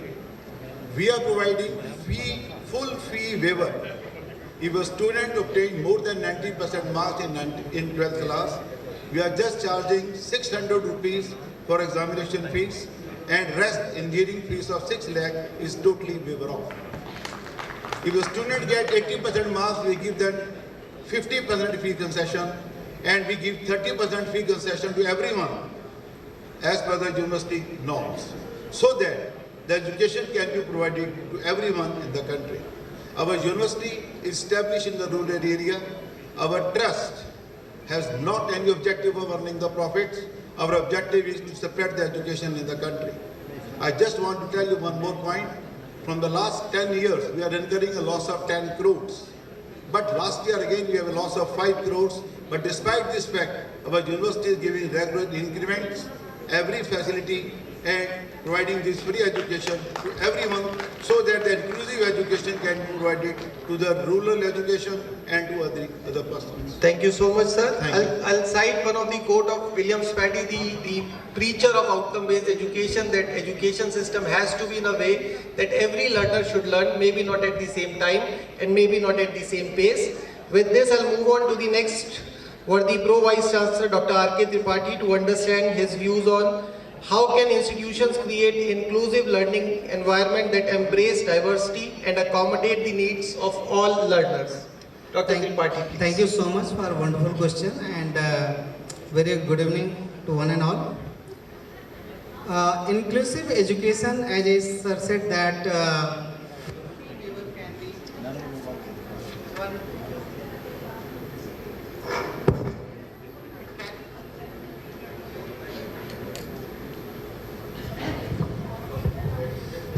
it can be one method to provide the opportunity to the economically deprived of people. But more than that, I would like to advocate that the support system at the university campus or institution campus, which can help the people to come into the mainstream, because there can be a cultural diversity, that there can be language barriers which is required to be addressed at the institution.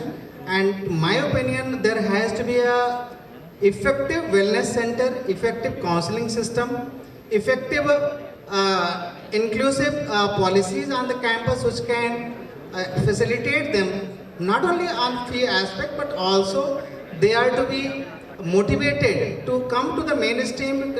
They should have inspiration and enthusiasm to learn as the other people are taking part in the learning process. Not only that, I also want to advocate that the curriculum design also should be such that the cultural diversity can be taken into account, and that can help the other people who are different cultural diverse sectors. They can take part in effective learning. We should always be in the opinion that we should rather celebrate all kind of cultures of India.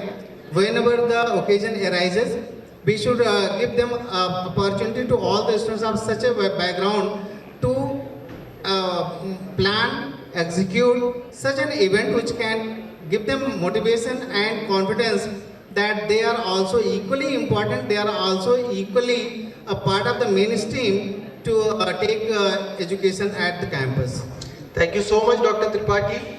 I thank you for taking this discussion of inclusion to a different level than talking only about the fees. Yes, we come to a country which speaks of different diversities, and I think I'll try to correlate this to one of the morning theme, the first theme, innovation and entrepreneurship in higher education.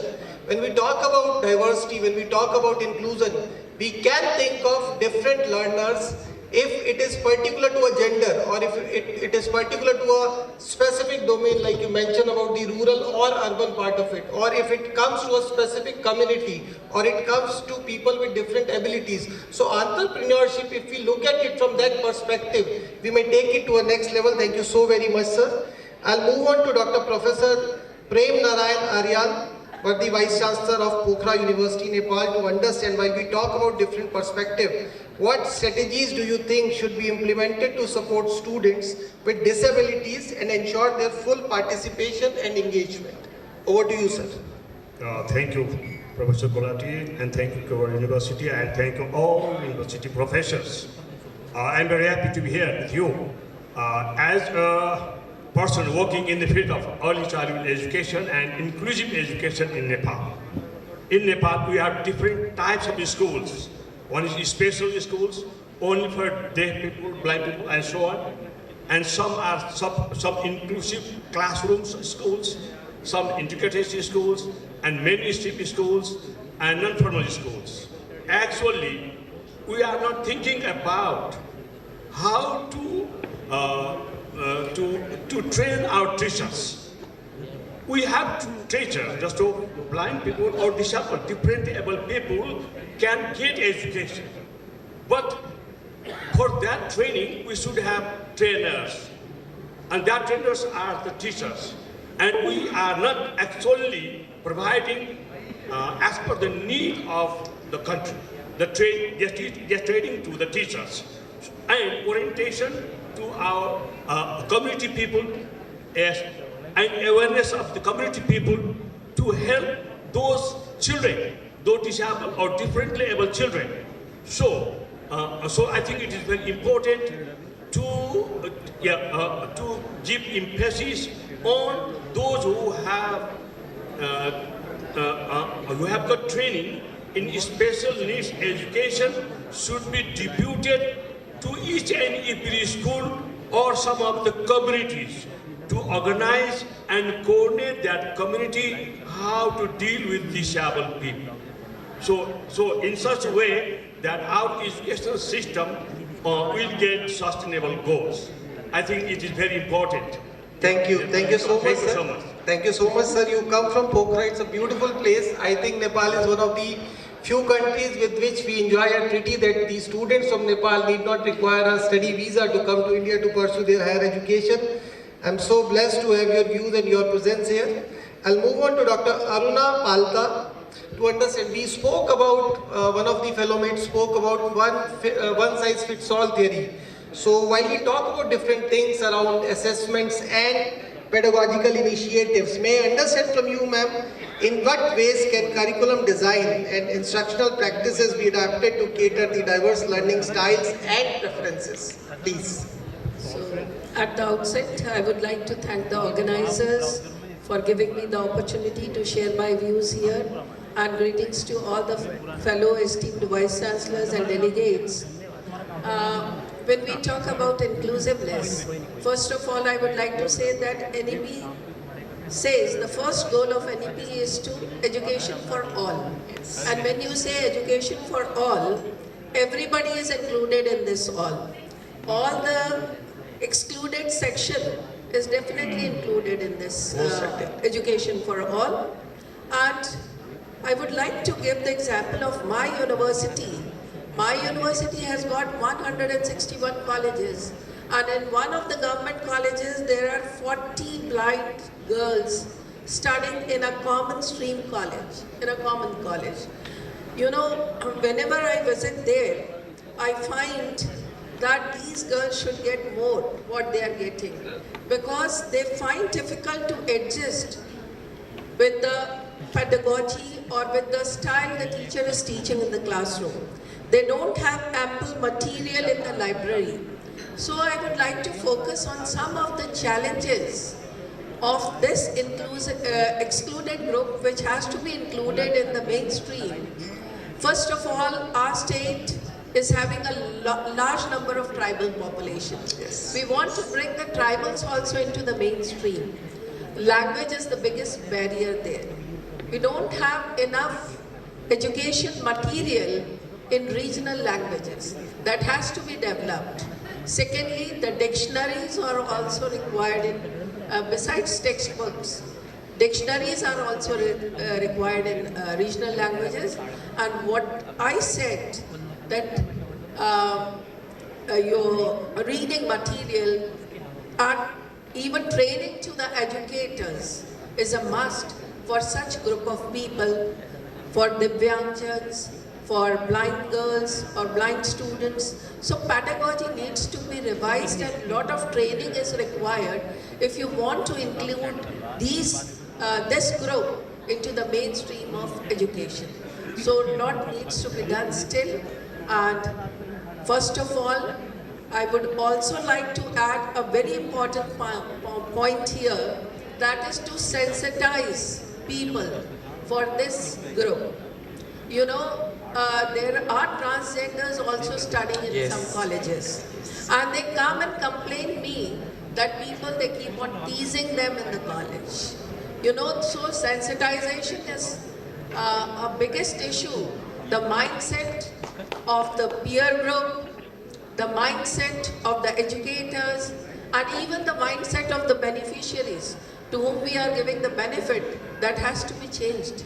Otherwise, there are a number of dropouts of such group, which I have observed in my 43 years of this academic career. The way you are explaining it, so heart-touching, but I have my time limitations. I'll have to request you to pause here. And yes, again I'll cite it that the diversity in this country is of varied nature.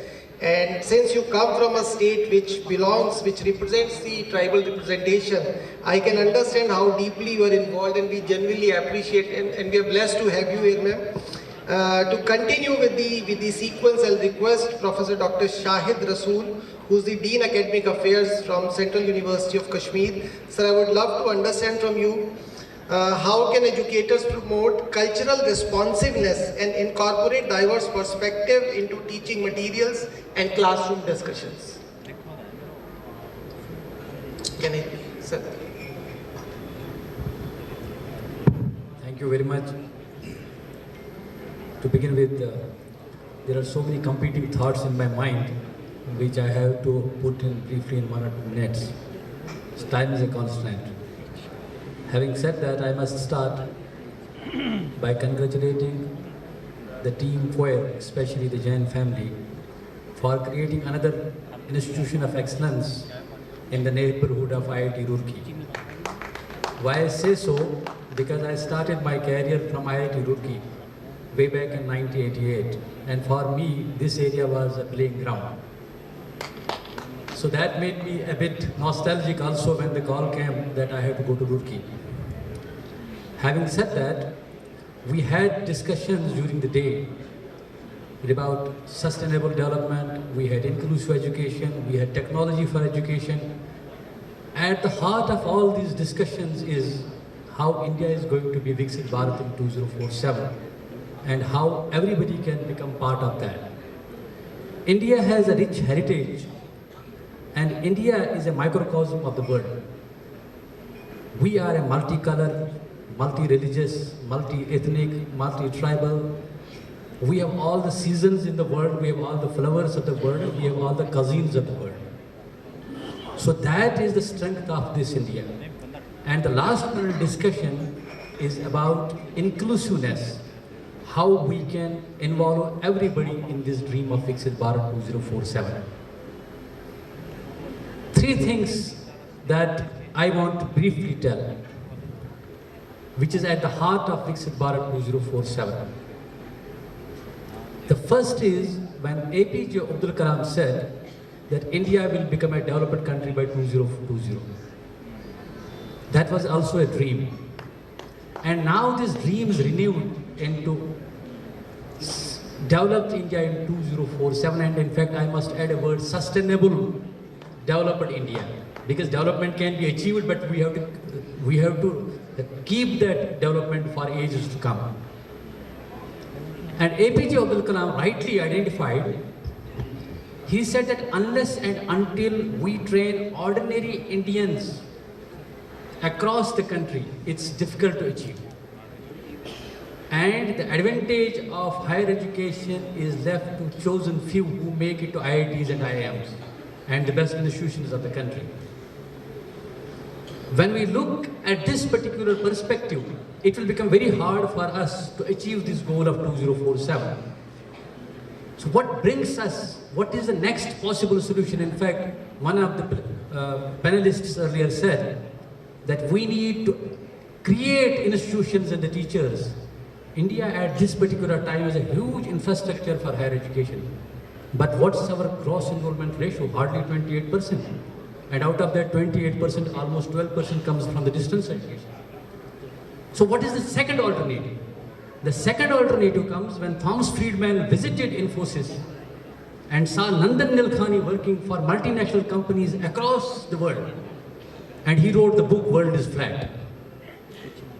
That world has become flat because the digital transformation has taken place.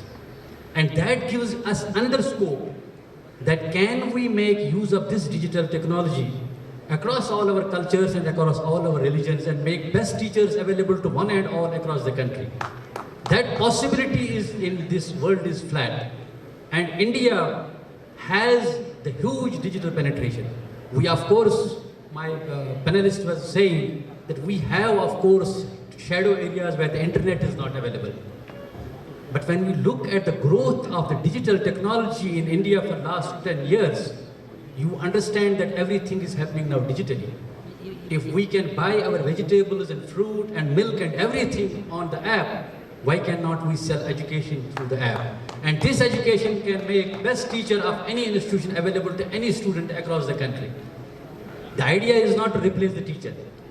The idea is only, as Bill Silverman says, the idea is to extend your reach. One teacher in one classroom can teach 40 students, but with the use of technology, he can reach 4,000 students across the country. If we do that in a judicious manner, but I will again say, no technology can replace a teacher. Teacher remains at the heart of the technology. Technology is only a facilitator. It will extend our reach and make best teachers available to one and all. If we do that, nobody can stop India from becoming a developed country in 2047. That is the dream which all of us has to try to achieve. Thank you very much. Thank you so much, sir. And I'll just add to it, like the advancement of technology is one of the most important things that we have today. The 1.5 GB data a day or a broadband at every home and everything like this. I think one of the very important statement of NEP that talks about recognition of prior learning. I think when university will start coming up with sustainable frameworks, I think that will also contribute to the gross enrollment ratio. With this, I'll move to my next esteemed panel member, Professor Dr. Sri Hari Hon'ble, former Vice Chancellor, SPSU Udaipur. Sir, I'd like to understand from you what are the barriers to inclusive education and what role do policy have and what reforms do you think in time to come?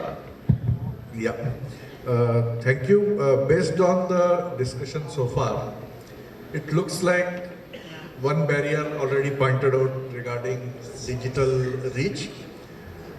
But in spite of that, we know that as far as digital reach is considered, India has a much better digital rate, especially when it comes to financial transactions. Now we have compared to the rest of the world. Yes. And this is something which has happened out of policy. A decade ago, we wouldn't have thought of it. Now, tell me, why are we looking at inclusiveness? It looks like a socialistic philosophy. It's not so. We are investing in the future of our society.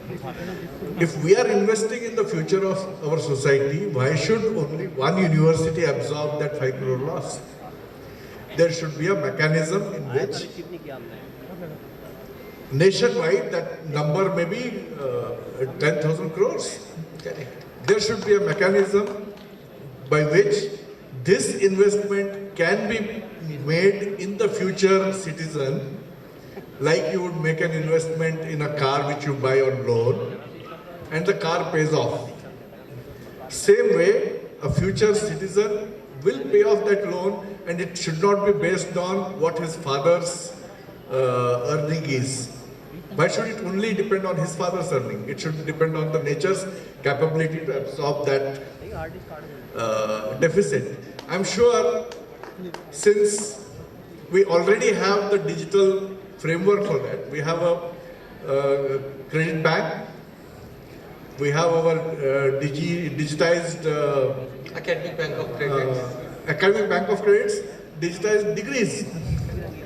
All you need to make sure is anybody who employs or any employment this individual goes in, these are the two things which you, and the Aadhaar card, everything is linked. These are the two things through which he is going to put aside a certain portion of his earnings in future for a similar activity. And this kind of a mechanism is what government should bring in, so that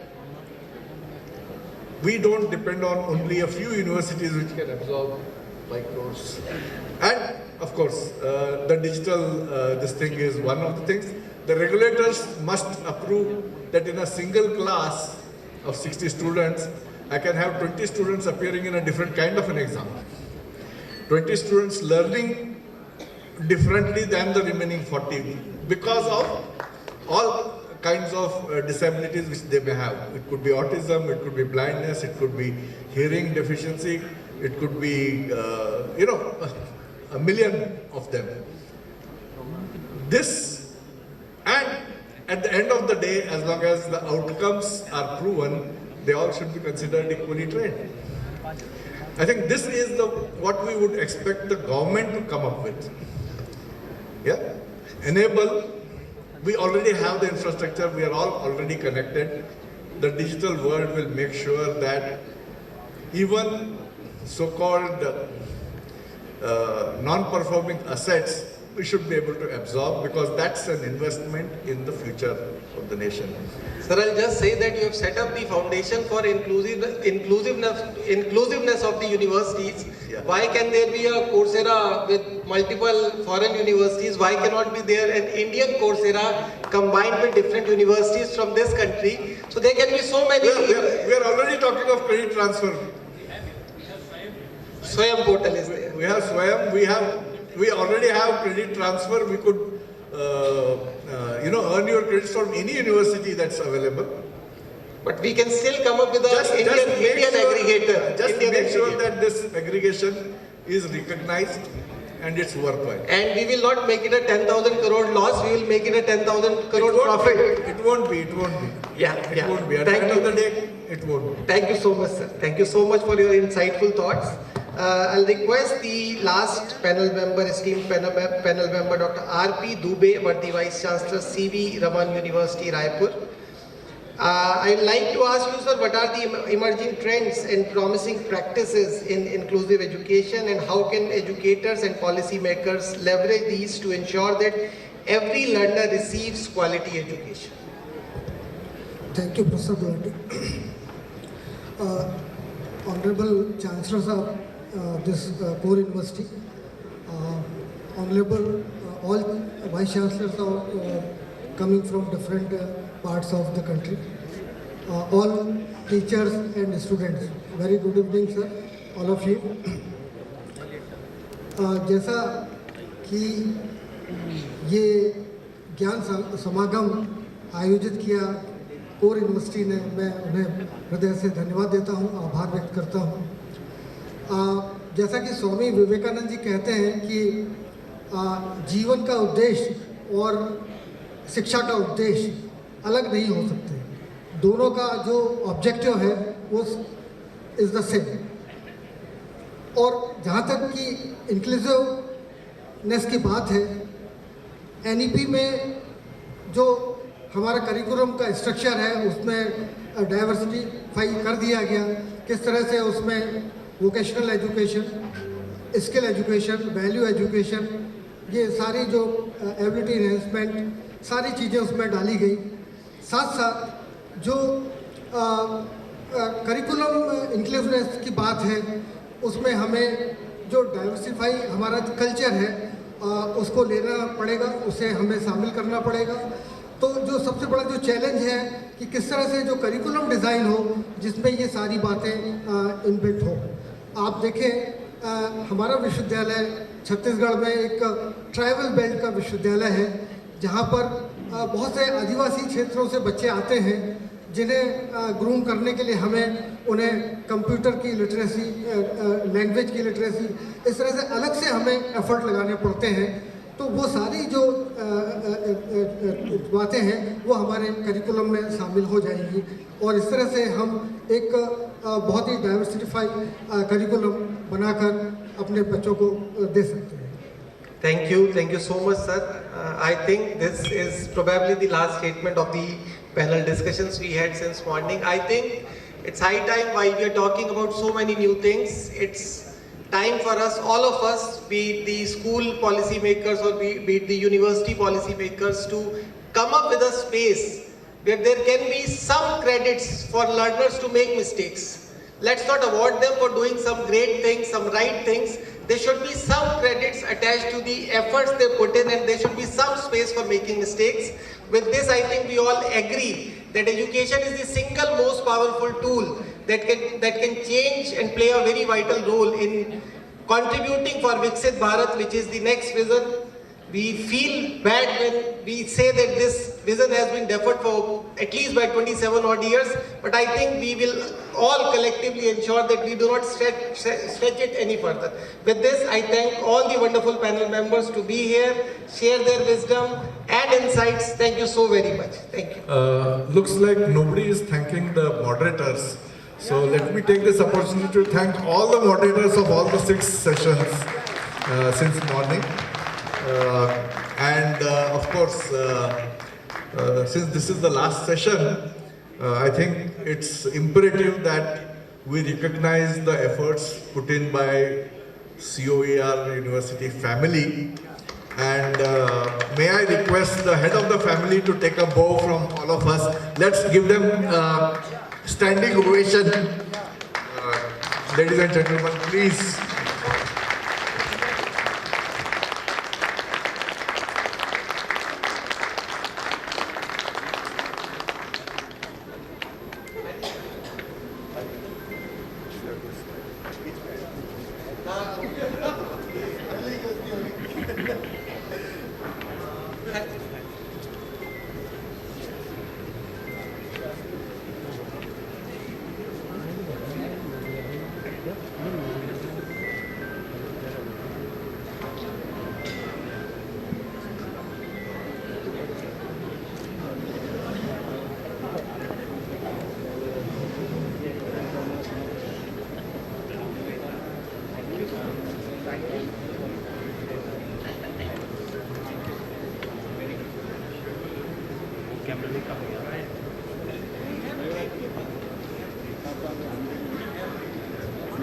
Thank you, sir. Thank you so much.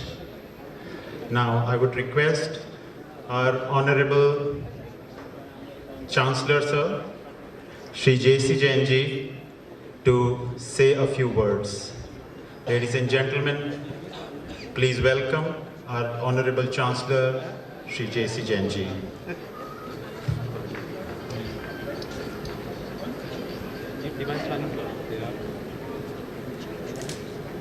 Ladies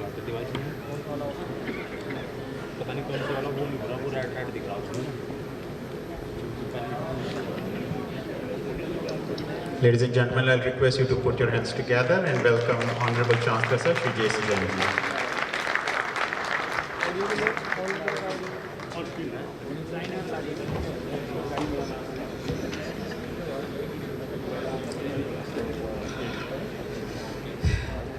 Good evening and thank you so much for everyone. I am extremely happy that such a diverse society of educationists are present here. I believe everyone had got something to add to their knowledge.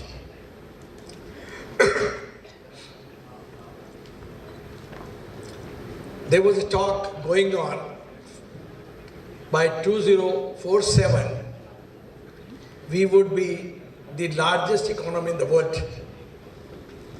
Let me be straight with you. I took birth in 1947, September month, just after independence. I have seen how India has grown.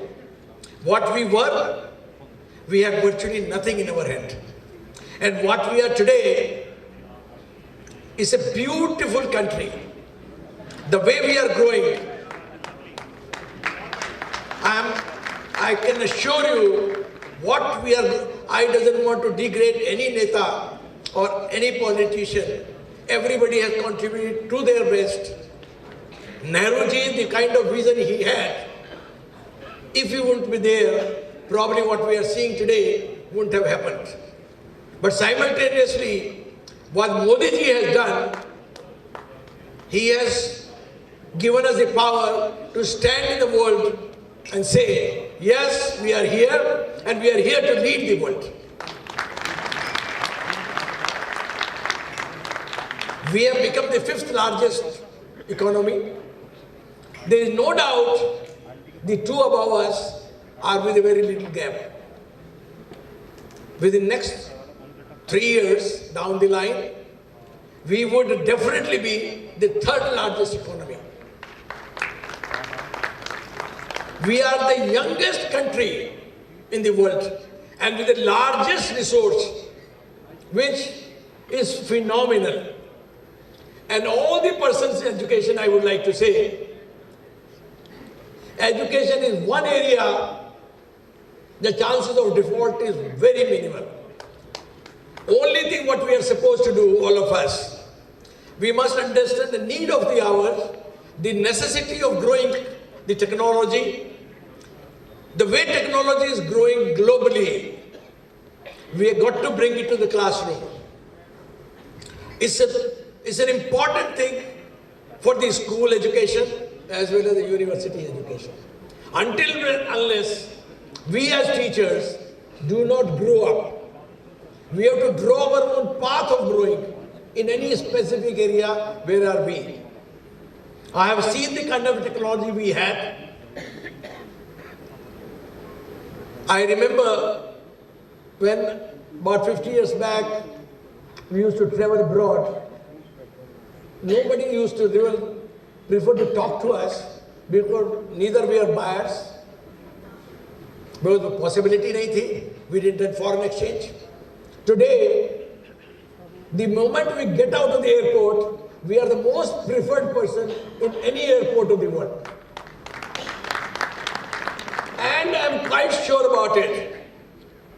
By 2047, nobody can stop us to be the largest economy. Few things we got to do. One thing, I would like to say the two countries above us, the China, has grown beautifully. I have traveled China about 30 years back, and what they are today, with the pace they have grown, is beautiful. But by their attitude, they are not the preferred country for buying anything. What somebody is buying from China is a compulsion. But we as Indians are one of the preferred ones, since We have a knowledge of communication, we have a strength of communication, and we are humble as well. As far as America is concerned, it has become too expensive for somebody to afford living. Who can stop us to grow up? We have to keep our attitudes and our strength intact, keep growing. The kind of young education we have, young students we have, if we keep ourselves pace with technology, nobody in education field, I know most of the persons here are from the private sector. And when we talk about it, we do not get any funding from anywhere. We are going to stand on our feet and we will make a beautiful economical model of education. That's one part I would like to say. Today, we all Indians are leading in entire world. Most of the large companies, they are headed by Indians. And we are the largest supplier of human resource to the world. We need to understand this aspect. We have to educate the young generation to be compatible to the world requirement. One more thing, when I was standing outside, quite a few principals, those who came to me, and there is strong necessity for teachers training because the technical advantages or technical growth उनको मिल नहीं पा रही है, उनको विषय में training नहीं मिल पा रही है. There are certain courses online also. It's very good. We learn a lot on online training. But there is always a difference in a classroom learning and online learning. That gap has got to be bridged up. Probably those who are in the field of online learning has to draw a combo of certain part of theory on online and application part in certain institution in a classroom. It could be deferred hours, like could be on certain days of the week or certain time in the year. I always say the 60 minutes lecture must be divided in 4 parts. 1, we talk about the theory, for which we must give an advanced lecture online to the students, and that summarization of theoretical part must be done within about 1/4 of the lecture. The 2 quarters must be spent on application and project work on this, and the balance part must be done to summarize the whole thing. We need to have a very strong change in methodologies. I know, I'm experiencing it, that many of the teachers today, they are not equipped with the application part and the practical application part. We at COER has done a lot of exercise on it. Somebody like to know from us, we will share our notes also in respective subjects. It's a kind of an exercise must be done. For school teachers, I would like to say a few words. Generally, a student when he goes from his class, from his school to the college, there is sudden gap with him because the student comes from diverse background. The communication gap does come. Schools need to grow up on the communication knowledge.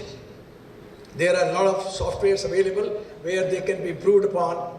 and the teachers in the college also must have certain additional language classes, number one, and secondly, necessarily not that we teach purely in English, we must have a combo in it. कई बार ये कहा जाता है कि साहब हम तो university में हैं and we have a emphasis that we must talk in English. But the lecture must go here, it must touch the heart. Until unless वो अंदर तक नहीं जाएगा, तो उस लेक्चर का एडवांटेज नहीं होगा और बच्चा उसके पेस पे नहीं आ पाएगा. One is communication skills. Secondary is computing skills. Again, computing engineering has become almost like a language for the higher education. It must be taught a little more vigorously. And thirdly, जो एक बहुत बात कहा जाती है, संस्कार. संस्कार बच्चे को दो ही जगह दिए जा सकते हैं, या तो माता पिता देंगे या स्कूल देगा. कॉलेज में आने के बाद बच्चे को संस्कार देना वो उसी तरह से है जो एक बर्तन बन चुका है, कुम्हार ने उसे पका दिया है और हम उसको फिर दोबारा से शेप देने की कोशिश कर रहे हैं. स्कूल टीचर्स, दे आर कुम्हार्स. उनको ही बच्चे को वो संस्कार देने होंगे. माँ बाप आज की तारीख में, let me be frank about it, वो बच्चे के ऊपर वो मेहनत करते ही नहीं, वो संस्कार देने की कोशिश नहीं करते.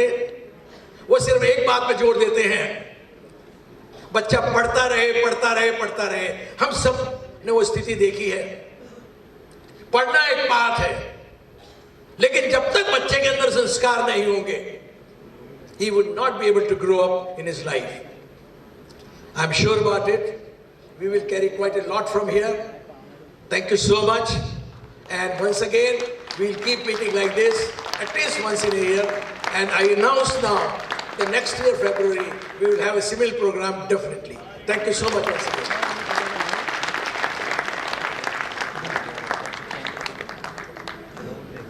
Thank you so much, sir, for enlightening us and for motivating us. Now, we have reached the last leg of our program, ladies and gentlemen, and I'll not take much. Before we, move on towards the last leg of our program, we would like to felicitate some of our, prominent principals, vice chancellors. And going forward, before we move on to that, I would like to invite two prominent personalities. One who has been the moderator conducting the panel discussion, and the other one has been the master of ceremony. So Naina Yadav, who's been the moderator, please welcome Ms. Naina Yadav. She is a senior journalist and has been working with Z Media, Times Now and Times 18. Ladies and gentlemen, please welcome Ms. Naina Yadav. And I would also request Sharmishta Sharmaji MOC also to come onto the stage for the felicitation ceremony. And Sharmishta ji has been a part of Times Now Network. She has also worked with Z Networks, Times 18 Network. So please come onto the stage for the felicitation ceremony. And ladies and gentlemen, going forward, I'm going to quickly announce the names of the vice chancellors, and due to the paucity of time, I'll request everyone to be a little quick and keep coming. So the first in line is Professor Dr. Yadav Prakash Lamichhani, Nepal Sanskrit University, Nepal. Please come forward. Dr. Prakash Yadav Lamichhani. Next is Professor Dr. Geeta Lakshmi, Vice Chancellor, MGR Education and Research Institute, Chennai, Tamil Nadu. Dr. S. Geeta Lakshmi. Next is Professor Dr. Prasanjit Kumar, Pro Vice Chancellor, Noida International University, Uttar Pradesh. And then Professor Dr. Rajesh Bahuguna, Pro Vice Chancellor, Uttaranchal University, Uttarakhand. Professor Rajesh Bahuguna. Then we have Professor Dr. R.K. Singh, Vice Chancellor, Patliputra University, Bihar. Professor Dr. R.K. Singh, please come forward. Professor Dr. Vivek Kumar, Vice Chancellor, Quantum University, Roorkee. Professor Dr. Priyadarshan Patra, Pro Vice Chancellor, DIT University, Dehradun. Professor Dr. R.L. Godara, Vice Chancellor, Sri Kaushal Das University, Rajasthan. Ma'am, please. Professor Dr. Ankit Gandhi, Pro Vice Chancellor, Apex University, Jaipur. Professor Dr. Punya Prasad Regmi, Vice Chancellor, Agri and Forestry, University, Nepal. Professor Dr. Anand Mehalwar, Vice Chancellor, ISBM University, Chhattisgarh. Professor Mehalwar. Next is Professor Dr. Parvinder Singh from Rayyat Bahara University, Punjab.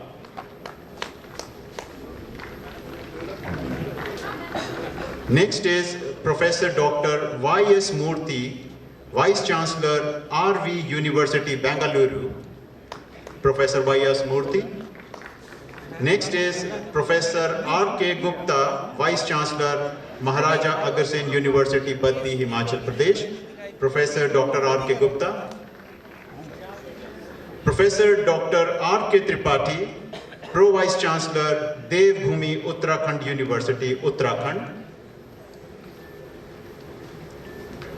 Then we have Professor Dr. Prem Narayan Aryal, Vice Chancellor, Pokhara University, Nepal. Professor Dr. Prem Narayan.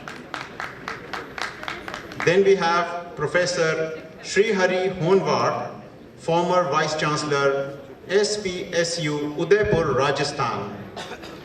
Professor Dr. Srihari, yes, we have. Professor Dr. Shahid Rasool, Dean Academic Affairs, Central University, Kashmir.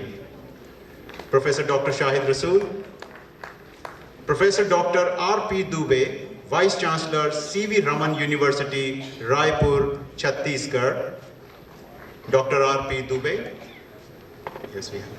Dr. Akshay Gulati, CEO, The Future University, Chandigarh. Dr. Akshay Gulati. Yes, we have. Professor Dr. Mayank Singhal, Pro Vice Chancellor, Asian International University, Manipur. Professor Mayank Singhal. Professor Dr. Yogendra Chapgain, Education Expert, RTI International, Nepal.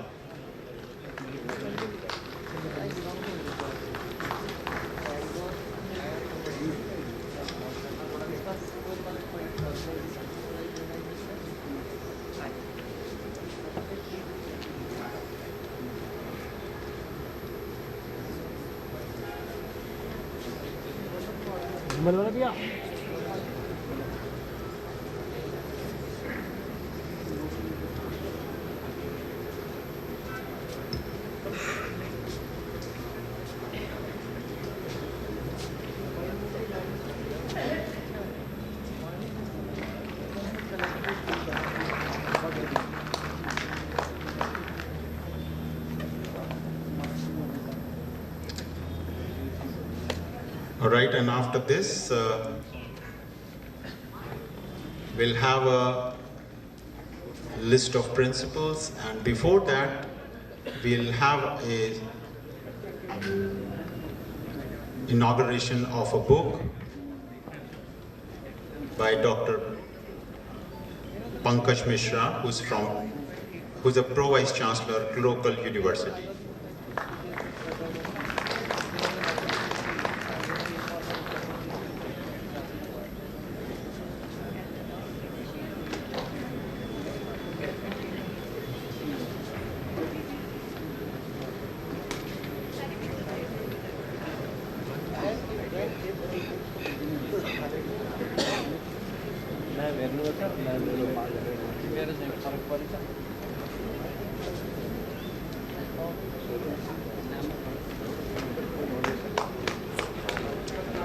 I'll request the audience to please give them a round of applause. Please put your hands together. I know it's been a long day, but I believe that you all have been enthralled and have really been entertained in this hour.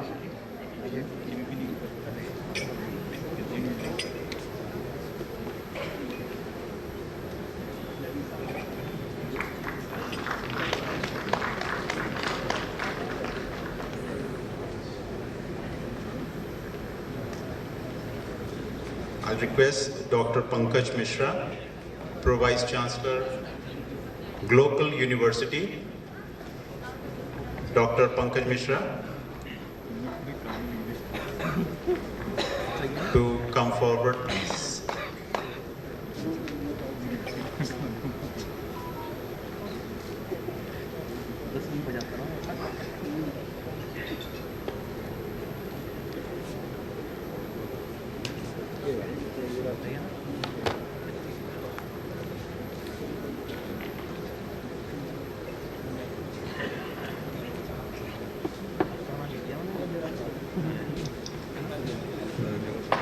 After this, ladies and gentlemen, we have a book launch. The name of the book is Navigating Academia with Natural Language Processing. The book has been written by Dr. Pankaj Mishra. And to do the inauguration, I would request Chancellor Sir, Pro-Chancellor Sir Shri Jain Sir also, Registrar Sir, Pro Vice Chancellor Dr. BM Sir also, and Executive Director Charu Ma'am also to please come on to the stage for the book launch ceremony.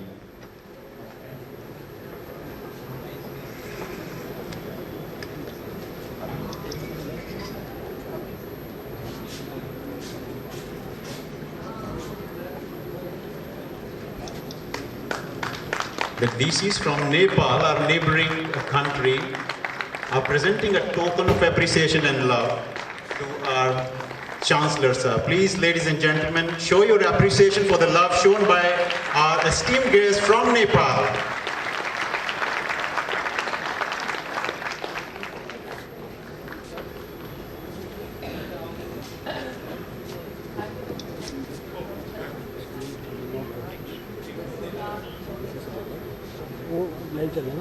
थोड़ा late चलता है।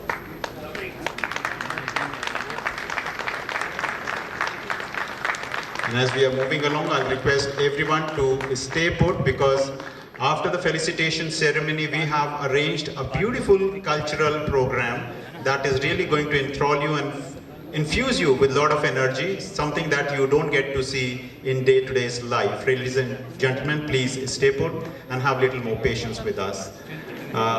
Now we have the book launch ceremony.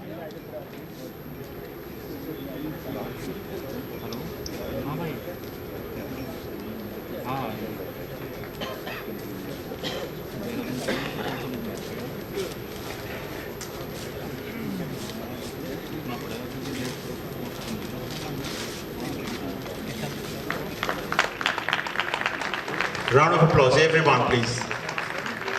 The book name is Navigating Academia with Natural Language Processing by Dr. Pankaj Mishra, Pro Vice Chancellor, Global University. Dr. Pankaj Mishra, would you like to say a few words regarding the book?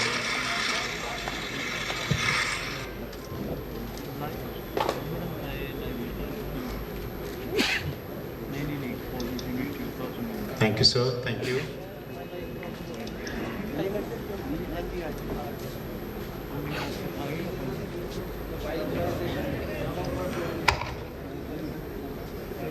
I'll take only 1 minute. Navigating academia with natural language processing is a thought process behind, when everybody is talking about the artificial intelligence will remove the many jobs, will remove the plenty of jobs in the coming centuries, coming time. So my answer is that, no, it will not remove the jobs, it will not remove the people, it will remove the people, those who will not acquainted and compatible with the technology, right? So ChatGPT, NLP, Copilot, Gemini, Google Bard, bunch of, platforms are there. Important thing is what, for my academicians, I thought why not my teacher should understand and learn how to use the ChatGPT in a proper manner. right? When you are giving the assignment to the students are copying the assignment from ChatGPT. Why not my teacher is trained enough to identify the, article written by the ChatGPT. So that's the humble, idea.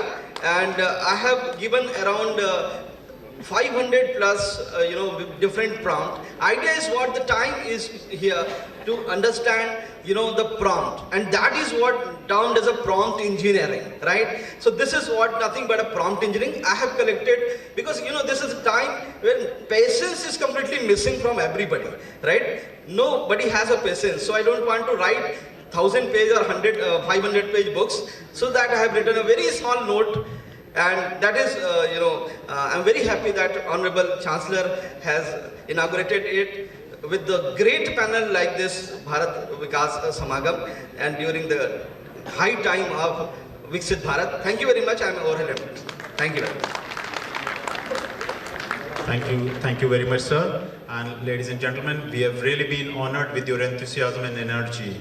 And one person who's, despite having, a little fracture in his leg, and he still has shown that commitment to the cause of education. He traveled all the way to be part of this panel discussion. And ladies and gentlemen, we'll welcome and honor Dr. Patra, since he cannot climb onto the stage. So I'll request Registrar Sir Manish Mathur and Chancellor Sir to please walk up to him and honor him by presenting the award. Ladies and gentlemen, please put your hands together.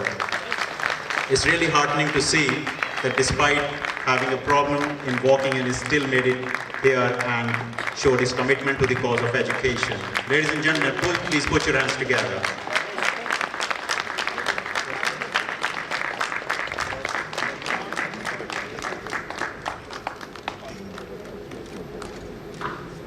Thank you.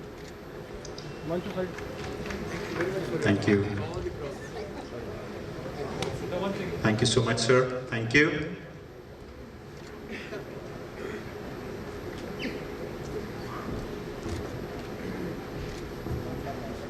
All right. And ladies and gentlemen, let's move on quickly to the next leg of our program. And now I'm going to announce the names of all the principals who have been selected for the awards. And as I go through the names, I'll request each one of them to pay a little attention and quickly walk onto the stage, as we are already running a little short of time. I'll request cooperation from each and every one of you.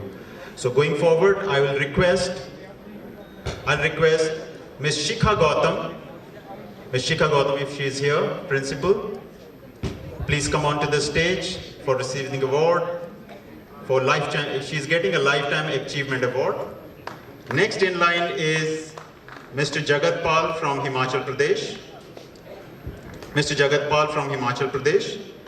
Mr. Mohit Kumar Sharma from Uttar Pradesh is getting a Lifetime Achievement Award. Ms. Anshu Sharma from Uttar Pradesh. Mr. Ravi Sharma from Himachal Pradesh. Mr. Sanjay Agarwal from Haryana. Dr. Sujita Gupta from Haryana. Ms. Sonia Bhatia from Punjab. Dr. Alka Saini from Uttarakhand. Mr. Puran Singh Chaudhary from Uttarakhand. Dr. Gautam Banerjee from West Bengal. Mr. Amarnath Biswas from Uttarakhand. Ms. Manisha Khanna from Haryana. Mr. Satyaveer Singh from Uttar Pradesh. Mr. J.S. Bhadoria from Uttar Pradesh. Mr. Gajendra Pal Singh from Uttar Pradesh. Dr. Rekha M. from Uttar Pradesh. Mr. Gopal Das from Himachal Pradesh.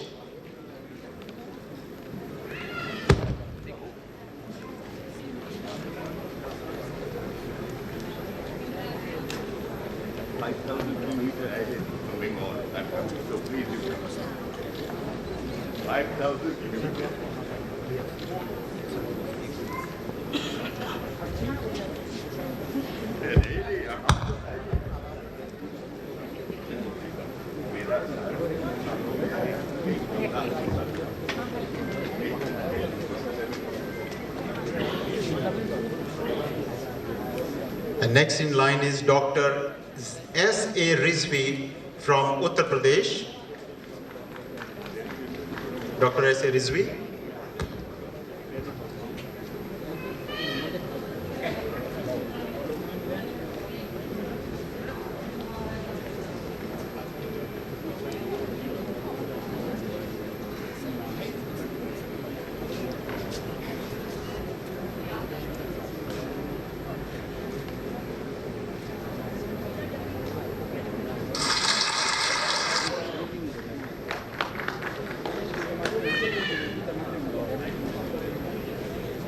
Thank you, sir. And next in line is Mr. Vikas Saxena from Uttar Pradesh. Mr. Vikas. Ms. Ekta Singh from Andhra Pradesh. Ms. Ekta. Mr. Prakash Pratap Singh from Andhra Pradesh. All these names that I'm announcing are receiving award for outstanding contribution in educational field. Next is Bhavani Shankarji from Madhya Pradesh. Mr. Bhavani Shankar. Next in line is Mr. Pramod Kumar from Uttar Pradesh. Mr. Pramod Kumar.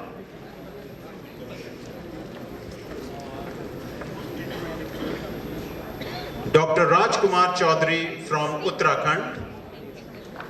Dr. Rajkumar Chaudhary. Mr. Saurabh Kumar from Uttar Pradesh. Mr. Saurabh. Mr. Tanmoy Chakraborty from Uttar Pradesh. Tanmoy, Mr. Tanmoy. Ms. Sarita Sharma from Himachal Pradesh. Dr. Sudesh K. Sharma from Haryana. Mr. Sandeep Singh from Uttarakhand. Mr. Piyush Rawat from Uttarakhand. Mr. Sachin Chaudhary from Uttar Pradesh. Mr. Sachin. Mr. Pushkar Chauhan from Uttar Pradesh. Mr. Pushkar. Mr. Hanumanthappa from Karnataka. Yes, is there. Mr. Surjit Ghosh from Orissa. Surjit Ghosh. Mr. Ravindra Singh from Haryana. Mr. Ravindra. Ms. Mamta from Haryana. Ms. Mamta. Dr. Vikrant Singhal from Uttar Pradesh. Dr. Neetu Pawar from Uttar Pradesh. Dr. Neetu. Ms. Sampa Das from Madhya Pradesh. Sampa Das. Ms. Sunita Kumari from Himachal Pradesh. Mr. Hitesh Tiwari from Madhya Pradesh. Mr. Hitesh. Mr. Pushap Raj from Himachal Pradesh. Ms. Geeta Devi from Himachal Pradesh. Ms. Varuna Dua from Uttarakhand. Ms. Varuna.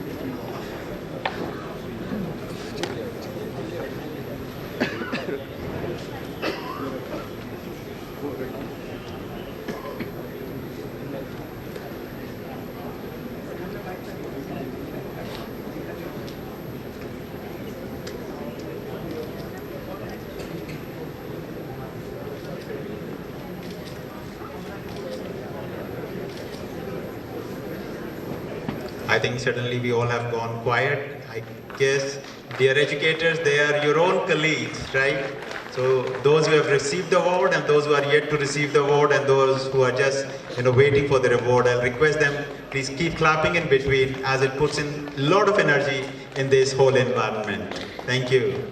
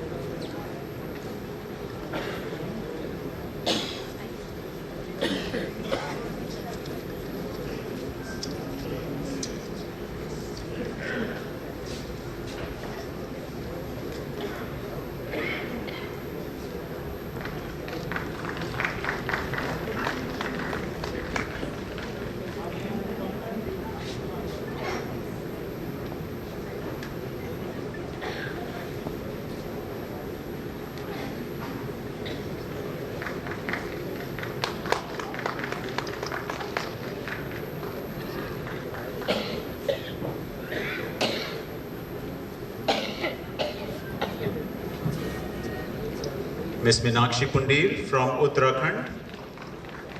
Ms. Meenakshi Pundir from Uttarakhand.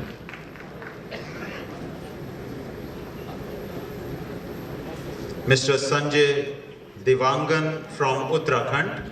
Mr. Sanjay from Uttarakhand. Sanjay Divangan. Mr. Haresh Pal Panchal from Haryana. Mr. Haresh Pal Panchal. Dr. Chitra Anand from Haryana.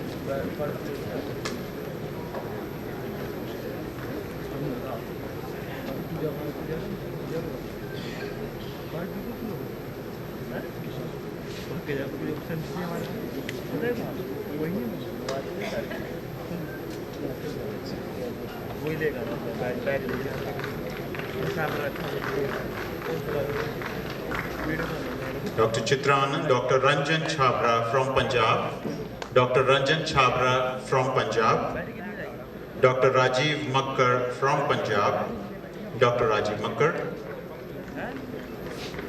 Ms. Rakhi Gurung from Uttarakhand, Ms. Rakhi Gurung from Uttarakhand, Mr. Charanjit Singh from Punjab, Mr. Charanjit Singh, Mr. Rohitash Kumar from Uttar Pradesh, Mr. Om Prakash Sharma from Haryana, Dr. Gaurav Sachar from Haryana, Dr. Gaurav Sachar, Mr. Arun Kumar Sharma from Uttar Pradesh, Dr. Vimal Kumar from Punjab, Dr. Vimal, Ms. Anita Raturi from Uttarakhand, Ms. Anita Raturi, Ms. Anita Verma from Himachal Pradesh, Mr. Vinay Kumar from Himachal Pradesh, Ms. Raj Bala from Haryana, Vikram Singh Thakur from Uttarakhand, Ms. Pooja Iyer from Uttarakhand, Ms. Pooja, Ms. Ritika Jain from Delhi, Ms. Ritika Jain, Dr. Soumya Banerjee from Uttarakhand,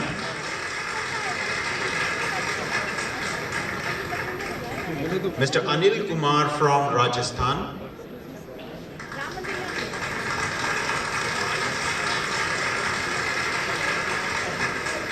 Mr. Gagandeep Singh from Haryana, Mr. Gagandeep Singh, Dr. Surinder Singh from Punjab, Dr. Surinder Singh from Punjab, Mr. Atul Kumar Tiwari from Delhi, Mr. Atul from Delhi, Mr. Vikas Anthony from Uttarakhand, Anthony from Uttarakhand, Ms. Ramini Bhandari from Uttarakhand. Mr. Sukhmandeep Singh from Uttar Pradesh. Mr. Sukhmandeep Singh. Dr. Surina Sharma from Haryana.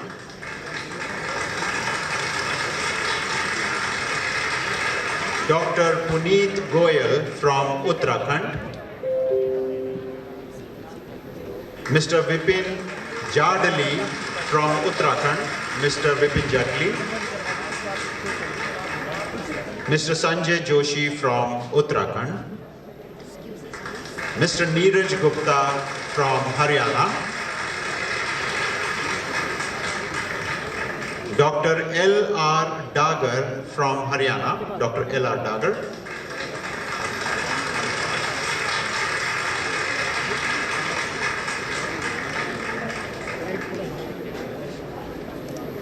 Mr. Vivek Jain from Delhi.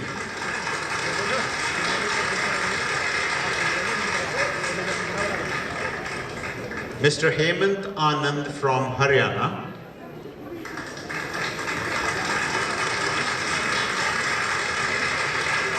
Ms. Reema Batla from Haryana. Ms. Reema Batla. Ms. Pinky Arora from Punjab. Dr. Amit Kashyap from Punjab. Ms. Bharti Goswami from Uttarakhand. Mr. Vikram Chauhan from Uttarakhand. Mr. Darsh Preet Singh from Punjab. Darsh Preet Singh from Punjab.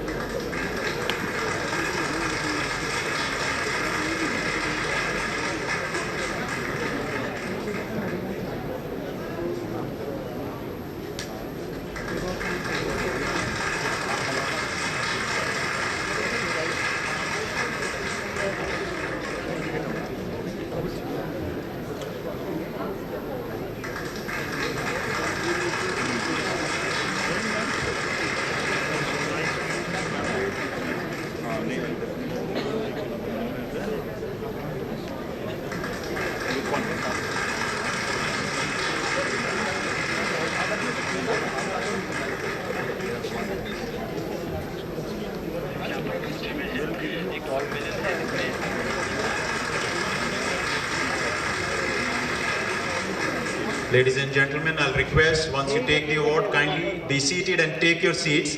because the artists with their troupe are already here for the cultural night.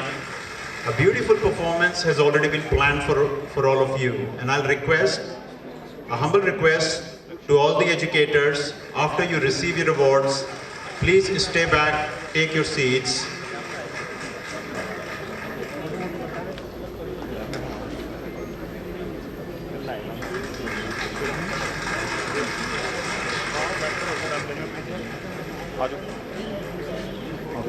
I'll request all the educators, after you receive your awards, please kindly be seated for some more time, because the cultural night has been planned only for you.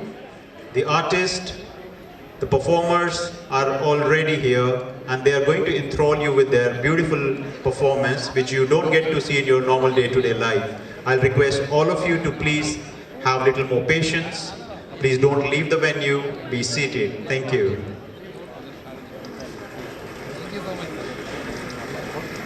And those who are outside, I'll request them to please kindly come back and join us for this last leg of our program.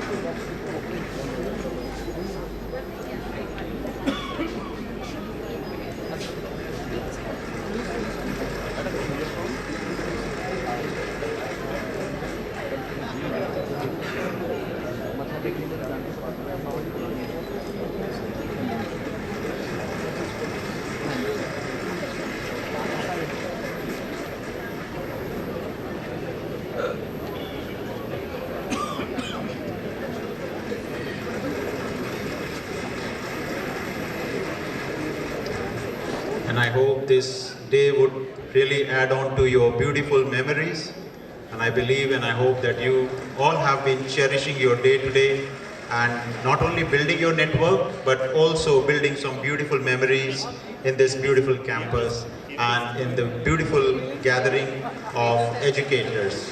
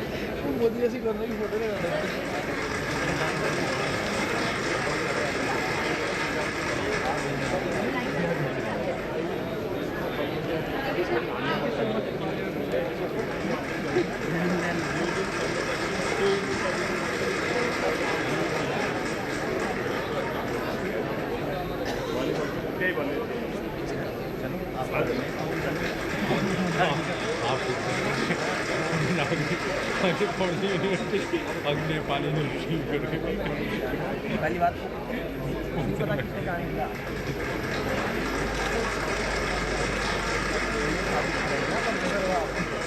काम बोलेगा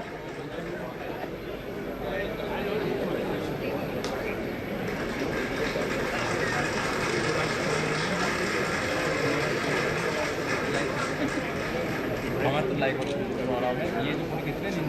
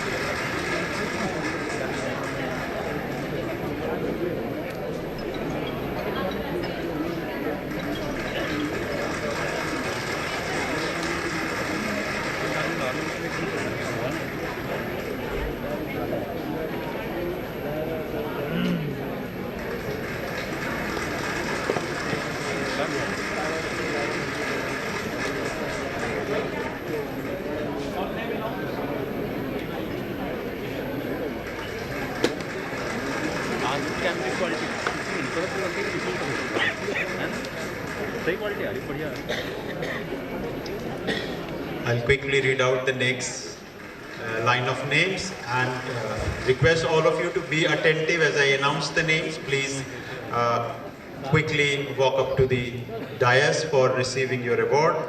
Next in line is Mr. Rajiv Kumar Bhardwaj from Rajasthan. Mr. Rajiv Kumar Bhardwaj. Mr. Vishal Sharma from Uttarakhand. Mr. Vishal.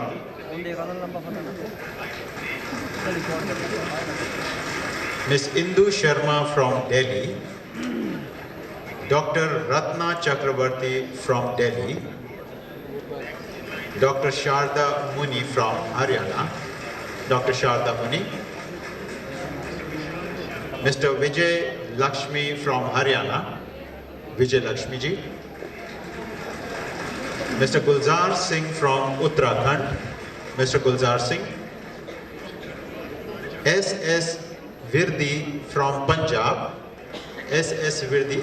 Mr. S.S. Virdi from Punjab. Sikha Gautam from Uttarakhand. Ms. Bhavna Tyagi from Uttarakhand. Ms. Bhavna. Ms. Meenakshi Sharma from Uttarakhand. A.K. Bansal from Uttarakhand. A.K. Bansal ji. Mr. Hardeep Singh from Rajasthan. Ms. Chanchal from Haryana. Mr. Vipin Kumar Tyagi from Bagpat.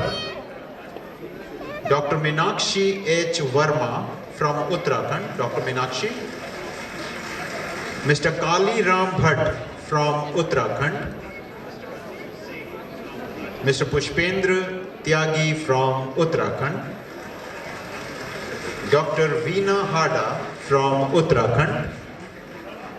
Mr. Raj Kumar Mishra from Uttarakhand. Mr. Abdul Qadir from Rajasthan, Ms. Shashi Bala from Punjab, Dr. Amita Raj Gargi from Maharashtra,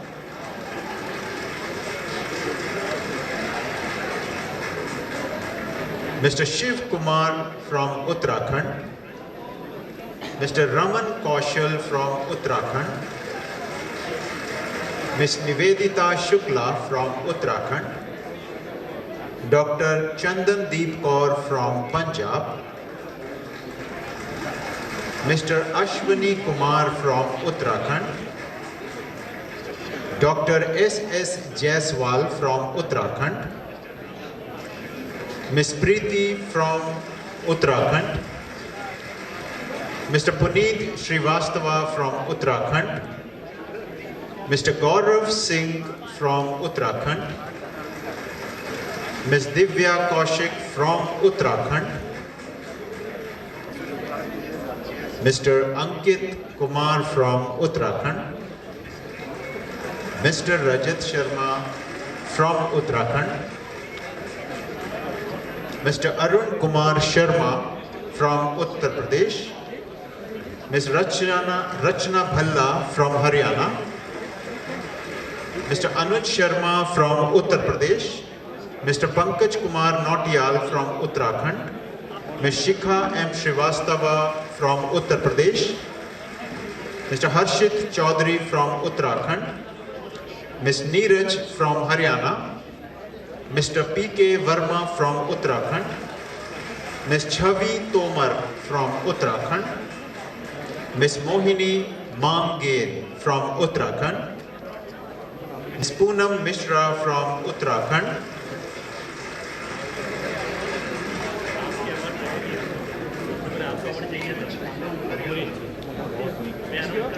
Ms. Bimlesh Tyagi from Uttarakhand, Dr. Charandeep Kaur from Punjab,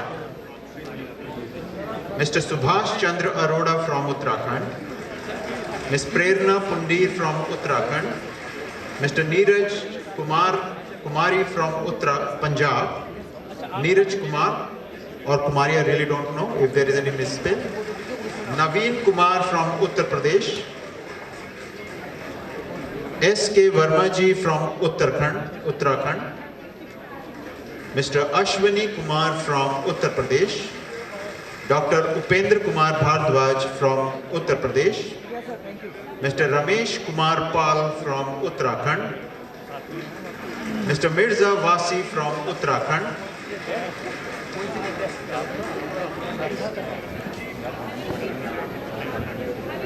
Dr. Ankur Kabra, Mr. Anil Kumar, Renu Verma, Rajiv Kumar, Dipendra Kaur, Anurag Mathur, Rajesh Kumar, Manju Joshi, Vaibhav Saini. Is there anyone?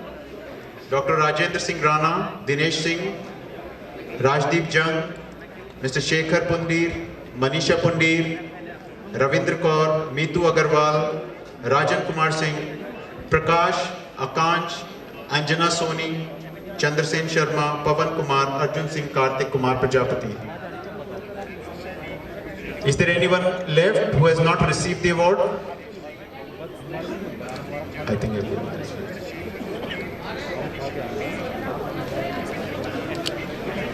If there is anyone left who has not received the award, kindly come forward. Anyone who has not received the award yet, please come forward. Whose names are there in the list, because list is very long, please step forward for your award.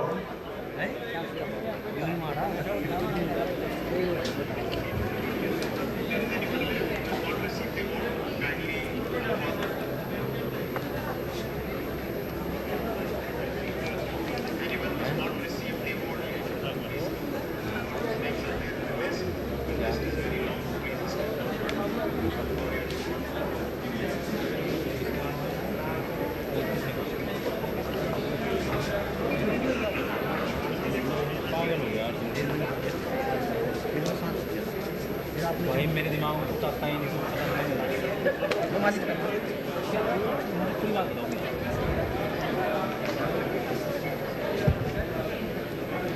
Now I'll request our Registrar Sir, Dr. Manish Mathurji, to give a vote of thanks.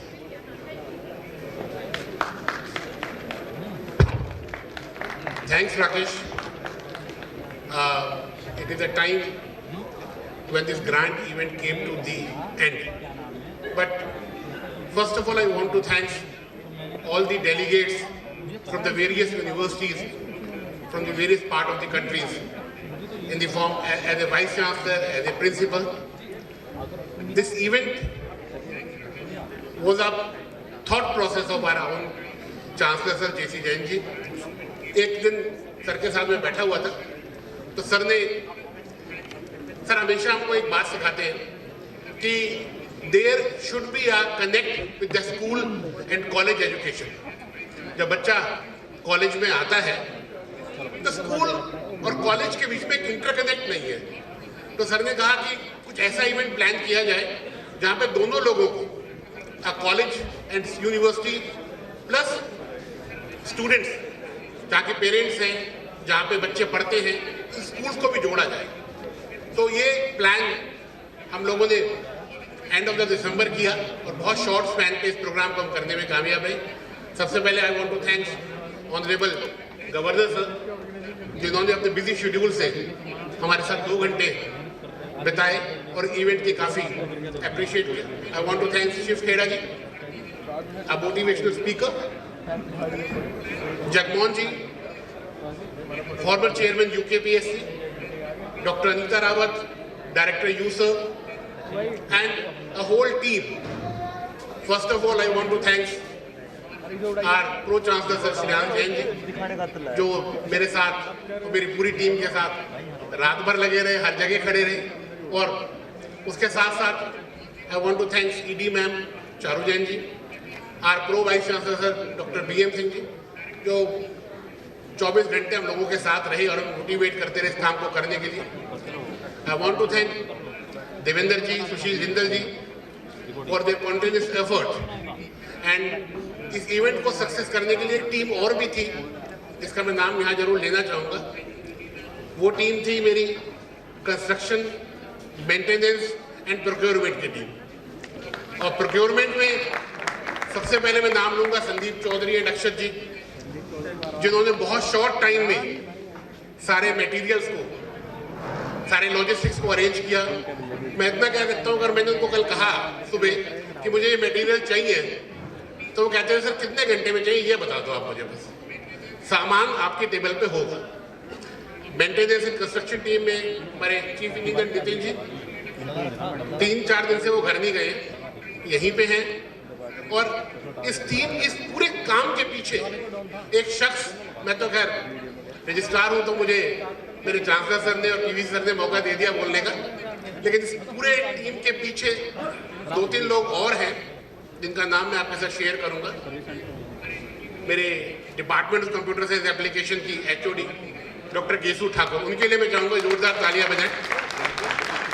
She is the lady जो मेरे office में बैठ के दिन में तो अपने college के काम, अपनी क्लासेस के काम, और फिर शाम को 5 बजे से लेकर रात को 10-11 बजे तक इस इवेंट को पूरा करने के लिए काम। उनके साथ उनका computer science application complete department और उनकी कोऑर्डिनेटर पुष्पा मैम, जिन्होंने इन 1200 प्रिंसिपल्स को लगातार कॉल किया। मैं आपको बताना चाहूँगा कि हमारे पास जो फॉर्म फिल हुए थे वो 1210 प्रिंसिपल्स के हुए थे, और 1210 प्रिंसिपल को 15 दिन में कॉल करना, क्योंकि जिनमें उनको अपनी क्लासेस लेनी है, अपना रूटीन वर्क करना है, और उनको कॉल करके उनसे फीडबैक लेना, उनके लॉजिस्टिक सपोर्ट करना। और but last but not least मेरे पीछे मेरी रजिस्ट्रार ऑफिस की टीम, संदीप, ललित, सचिन, मुदित, जिन लोगों ने कंट्रीब्यूट किया मेरे को डाटा इकट्ठा करने में और लॉजिस्टिक प्रोवाइड करने में। I want to thank once again our honourable chancellor sir for giving us a platform for such an good event.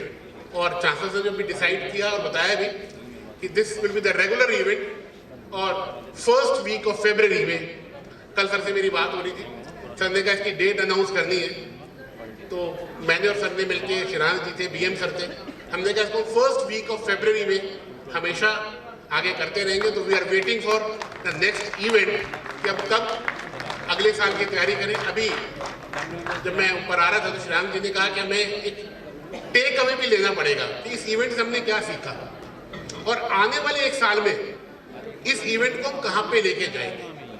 Yes, मैं 2 टेक अवे की बात कहूँगा कि अगर मैं सारे पैनल्स की बात करूँ, we started with the panel of innovation and entrepreneurship, then we move to the skill India, कि आज की डेट में बच्चे को पढ़ाने के अलावा उसकी स्किलिंग करनी है।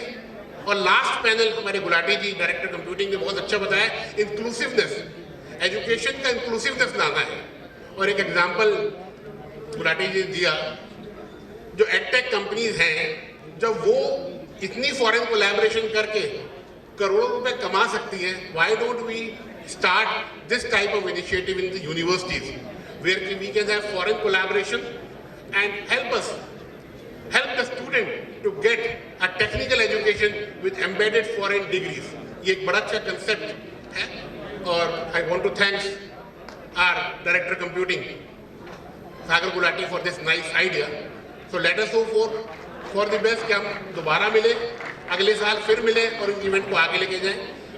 Thank you everybody. और अगर किसी का नाम रह गया हो तो दिल से मेरे लिए उसके लिए भी धन्यवाद कि एंटायर टीम, चाहे वो एडमिशन की टीम हो, चाहे वो मार्केटिंग की टीम हो। हाँ, एक शख्स का नाम मैं बोलना भूल गया, मैंग जी हमारे इधर ही होंगे डिजिटल टीम के। ही इज द मैन जिसने डिजिटल प्लेटफॉर्म के ऊपर सारे डिजाइन्स को फाइनल किया और ये इंश्योर किया कि वो टाइमली वेबसाइट पे, डिजिटल प्लेटफॉर्म्स पे और स्टैंडर्ड्स की फॉर्म में आ जाए। Thank you everybody, thank you very much.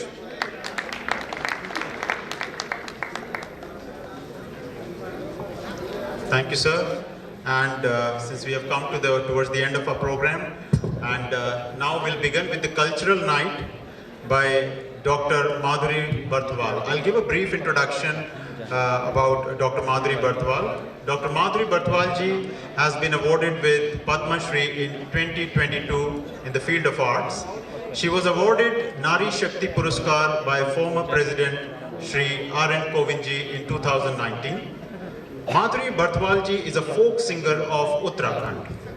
She is the first woman to be a music composer in All India Radio. She is said to be the first female musician from Uttarakhand to become a music teacher. On International Women's Day in 2019, she was awarded the Nari Shakti Puruskar by Ramnath Kovind ji. She was also awarded the Padma Shri, which is India's 4th highest civilian award in 2022 by the Indian government in the field of art. Ladies and gentlemen, I invite you to enjoy the evening of cultural night, and it will be followed up with a delicious dinner. Thank you so much.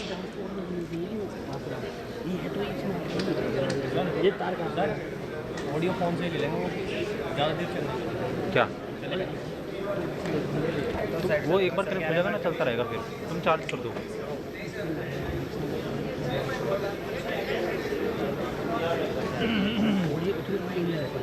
वही तार खराब है, ये वाली वाली कौन से वो वाली मेरे गाने वो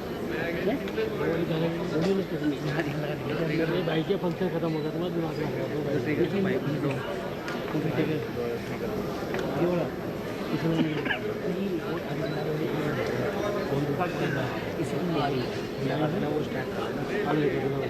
तार खराब है, सही है। कहाँ से आ रही वहाँ ये गिम्बल बिजी है, फिर लगाऊँ क्या?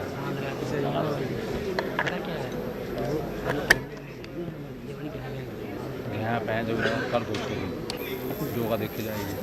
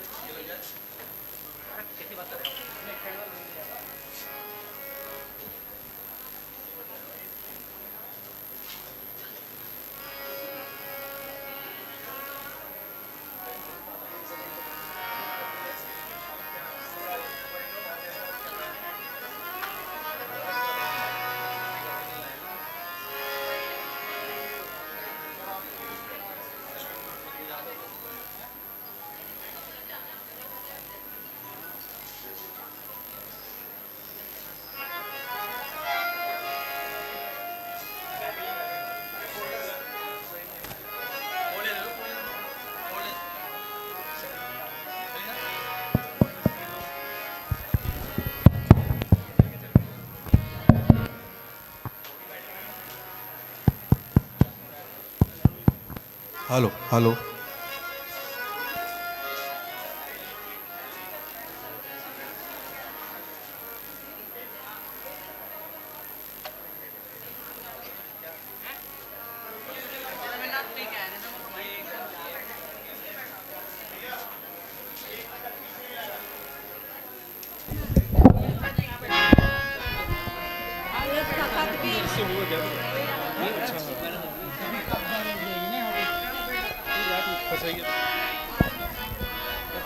छोड़िए ज़्यादा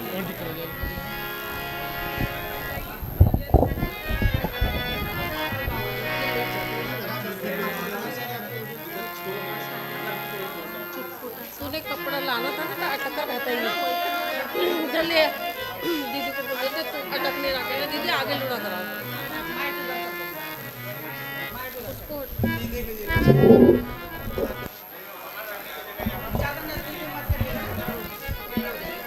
तो हाँ क्योंकि ये ऐसे चलता है ना ऐसे सामने ले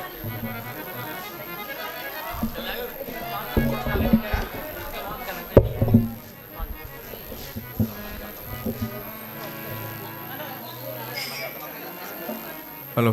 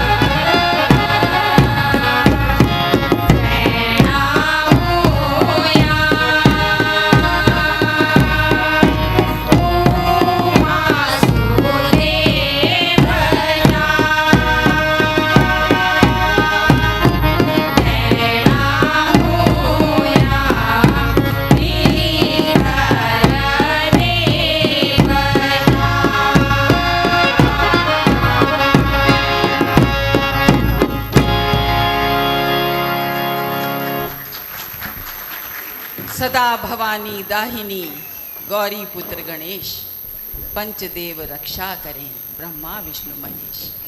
यही आस्था जो है इस लोकगीत में अवस्थित थी और वेद वाणी हमारे मांगल लोकगीतों में उकेरी जाती है। ये बहुत पौराणिक लोकगीत हैं, परंपरा इनकी चली आ रही है हजारों वर्ष पुरानी, और इसमें सबके लिए यश और जय और यश की प्रार्थना की जाती है। और सभी देवताओं से भूमि देवता, कुल देवता, इष्ट देवता, नाग देवता, नरसिंह देवता, ये सब देवता तो हैं ही, पंचनाम देवता, माता पार्वती, सरस्वती माता, सबको उनको प्रणाम करके उनसे आराधना की जाती है कि सबको यश और जय प्रदान करें। और संग में जो है पितृ देवताओं को, जिनको बहुत बड़ा देवता माना जाता है, पितृ देवताओं का भी आवाहन किया जाता है कि सबकी कुशलता रहे। ये मांगल लोकगीत हमारे यहाँ के होते हैं। और इस सभागार में अवस्थित सभी जनों को, स्वजनों को मेरा प्रणाम। हम सब की ओर से आपके लिए भी यश और जय की कामना हम करते हैं। और उत्तराखंड के जो ये मांगल लोकगीत हैं, सृष्टि की उत्पत्ति से ही इनका आविष्कार हुआ है। और उस ज़माने में जब मनुष्य जन्म हुआ होगा तभी से ये लोकगीत अवस्थित हैं। पूरा वेदवाणी इनमें उकेरी गई है। जो ऋषि मुनि वहाँ पर गाते होंगे, ऋषि मुनि वहाँ पर उच्चारण करते होंगे, उसी को मनुष्य ने अपने शब्दों में उसको पिरोया और आज वो परंपरा यहाँ तक चली आ रही है। लेकिन विस्मृति के द्वार पर भी चली गई ये हमारी लोक संस्कृति की ये परंपरा जो थी। समय परिवर्तन के साथ सब ह्रास हो गया था, लेकिन आप जैसे स्वजनों ने इसको विश्व पटल पर बैठाने का सौभाग्य प्रदान करा हमको। आपका बहुत बहुत धन्यवाद और ईश्वर परमात्मा कृपा करे सब पर। ये सारी बहनें जो हैं गृहिणियाँ हैं, सारी बहनें, और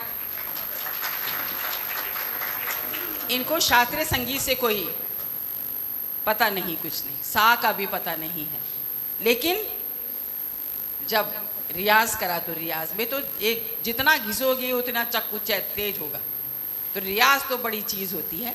और रियाज इन्होंने करा और अपना सारा घर का काम करके किसी के लिए कोई परेशानी नहीं उत्पन्न करती और पूरा पति को भी उसके गंतव्य तक भेज करके अपने बच्चों के लिए सब खाना वाना बना बनू के, तब जब ये खाली समय होता है इनका तब ये सीखने आती हैं।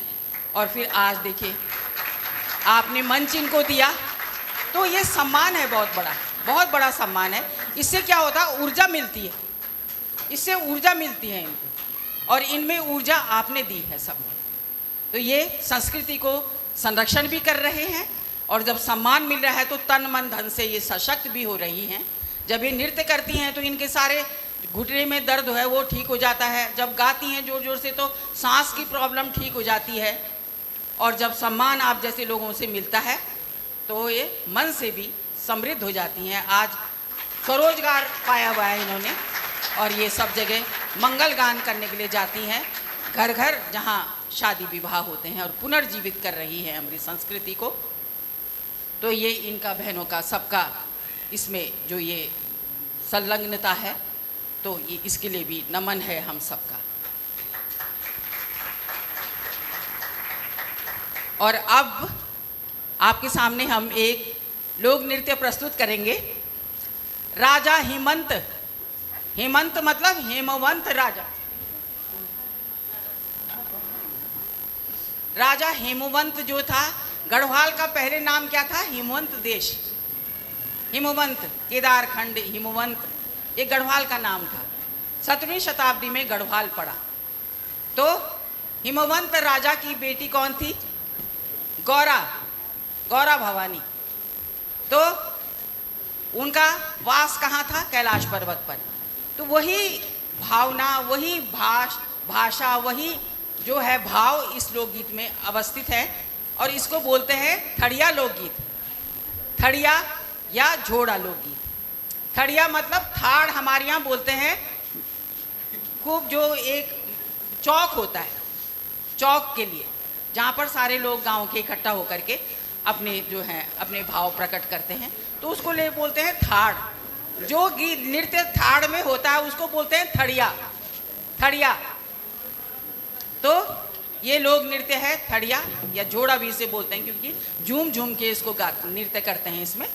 और ये वसंत पंचमी से विश्व संक्रांति तक ये लोकगीत हमारे लोक नृत्य होते थे गांव-गांव में, लेकिन अब मतलब इनमें विकृति आ गई, बहुत सारे विलुप्त भी हो गए हैं, लेकिन आप लोगों ने ऊर्जा इनको प्रदान करी, तो ये जो है अब यहाँ पर ये लोग नृत्य करेंगे। अब देखिए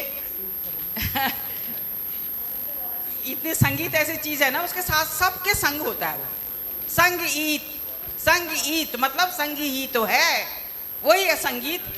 वो गा भी सकते हैं लोग उसे, वादन भी, नृत्य अकेला नहीं चलता, वो सबको साथ लेके चलता है। तो हम करके चलता है, वो बकरी नहीं बनता, मैं नहीं करता, वो हम करके शेर बन के चलता है संगीत। तो हम मतलब वसुधैव कुटुंबकम। अब देखिए, आहा रैमासी को फूल फूले कैलासी का डांडा। रैमासी मतलब अरे मासी का फूल खिला हुआ है सफेद, कहाँ खिला हुआ है? कैलाश पर्वत पर। किसको अर्पित होगा? भगवान शंकर को। अच्छा, माता पार्वती और वो लोग वहीं रहते हैं। आजकल बहुत रंग बिरंगे फूल खिले हुए हैं, फ्यूली का फूल खिला हुआ है और खूब खुशबू आ रही है, कितना सुंदर वातावरण हो रहा है। ये इस लोकगीत में कहा गया है। प्रकृति से संदर्भित ही अधिकतर लोकगीत होते हैं हमारे यहाँ, या देवी देवताओं से संदर्भित। तो ये देखिए आप लोकगीत।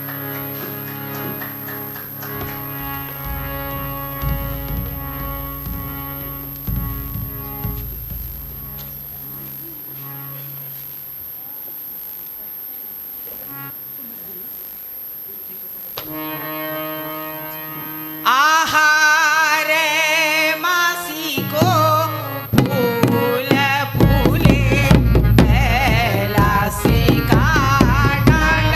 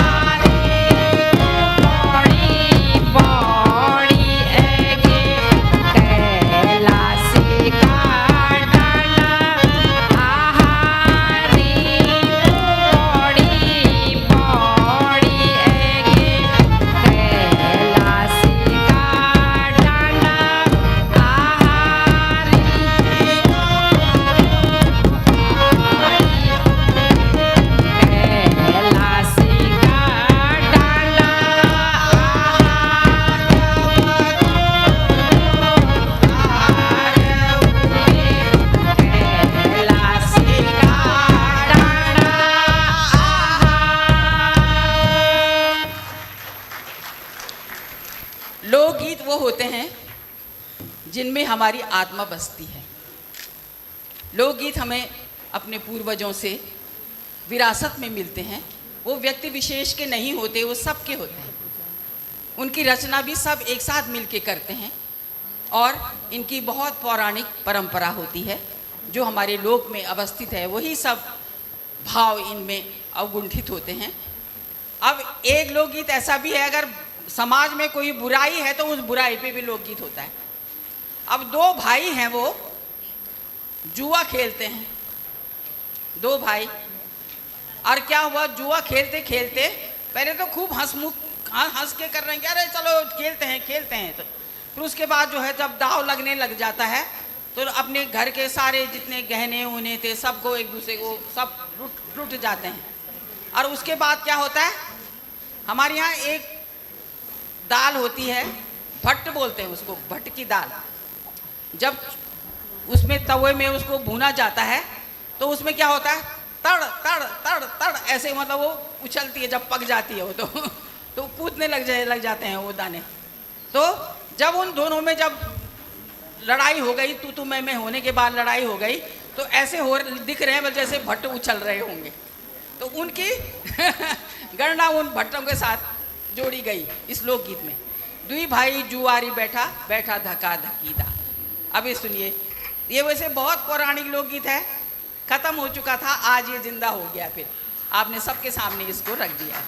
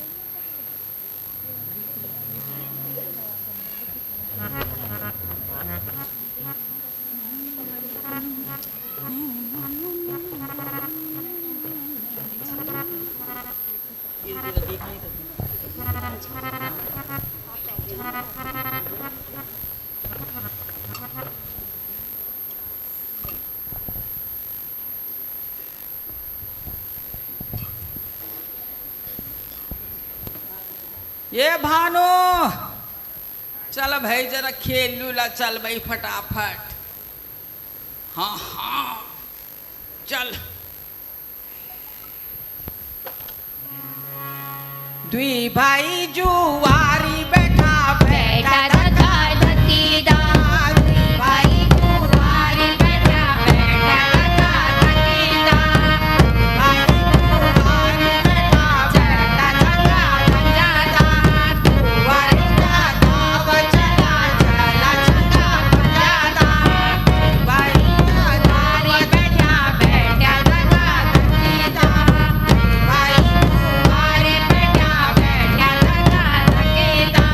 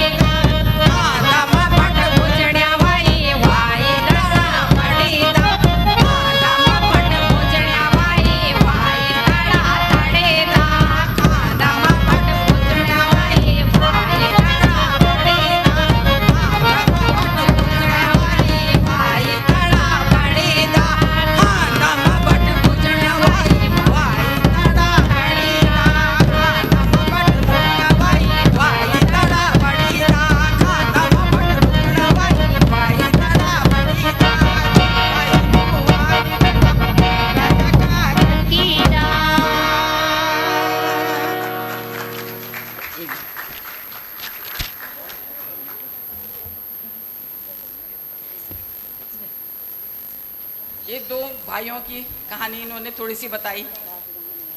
और अब जो है चौफला लोक नृत्य, हमारे गुजरात में होता है गरबा लोक नृत्य। वो गौराबा के निमित्त होता है।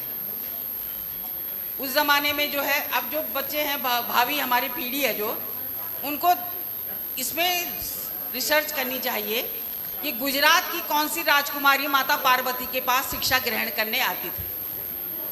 उस ज़माने में पुरुष वर्ग के पास राजकुमारियों को भेजते नहीं थे, वो माता पार्वती के पास ही आती थी राजकुमारियाँ। तो तब उन्होंने जो है गौरा माता ने उनको फिर ये चौफला लोक नृत्य सिखाया होगा, मतलब चारों तरफ से प्रफुल्लित, चारों तरफ से फूला फला, ऐसा लोक नृत्य होता है ये। और इसमें करताल भी होते हैं, इसमें पैरों का जो ये चाल होती है वो एक जैसा है गरबा और चौफला में।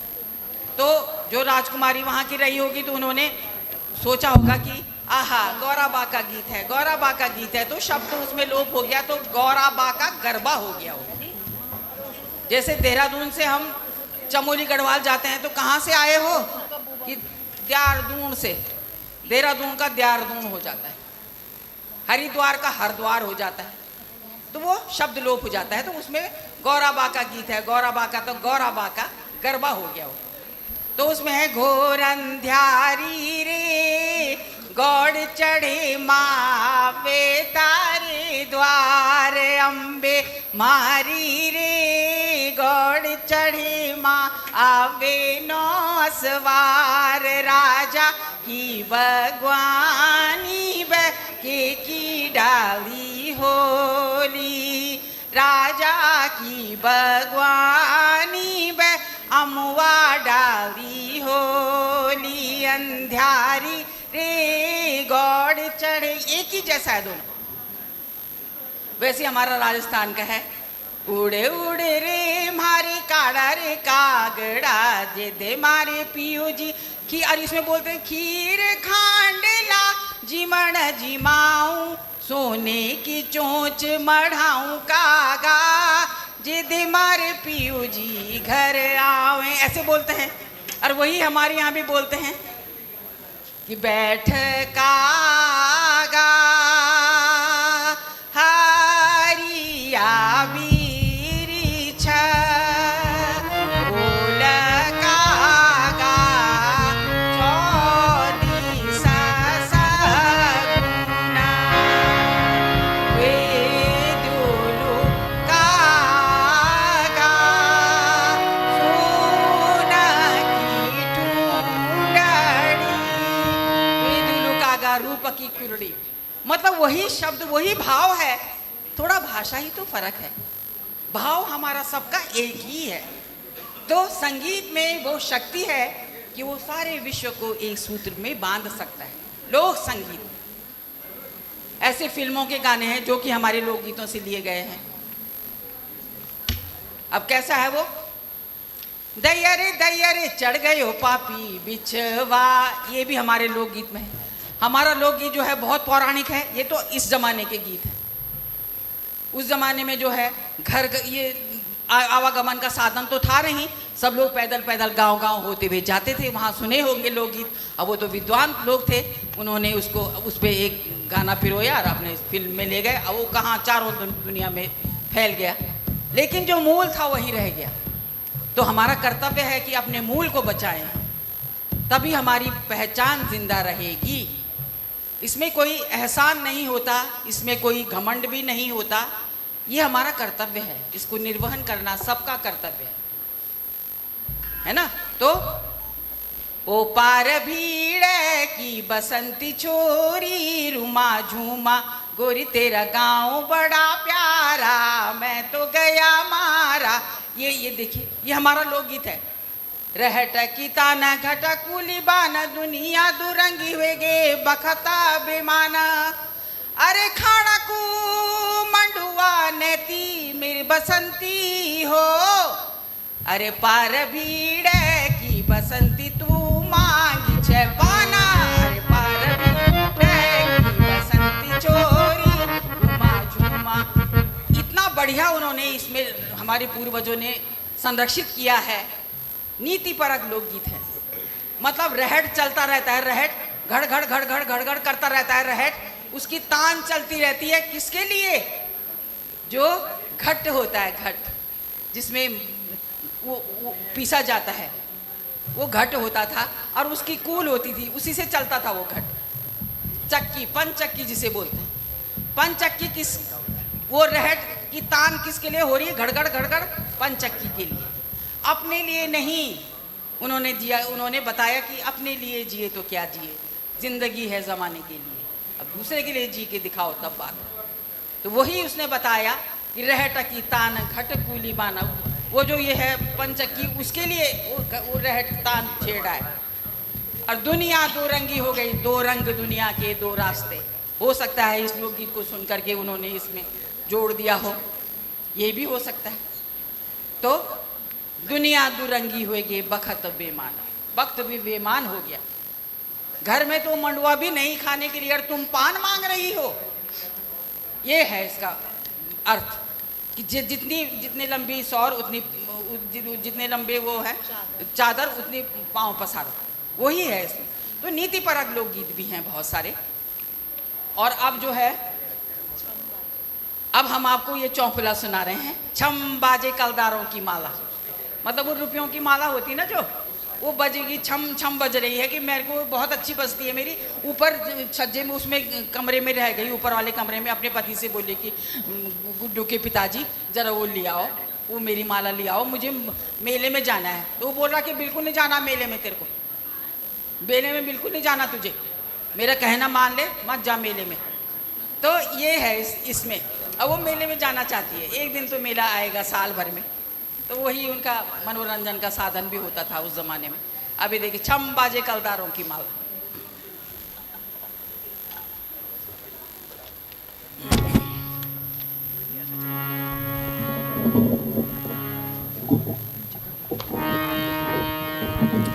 छम बाजे कलदारों की माला, छम बाजे कलदारों की माला, छम बाजे कलदारों की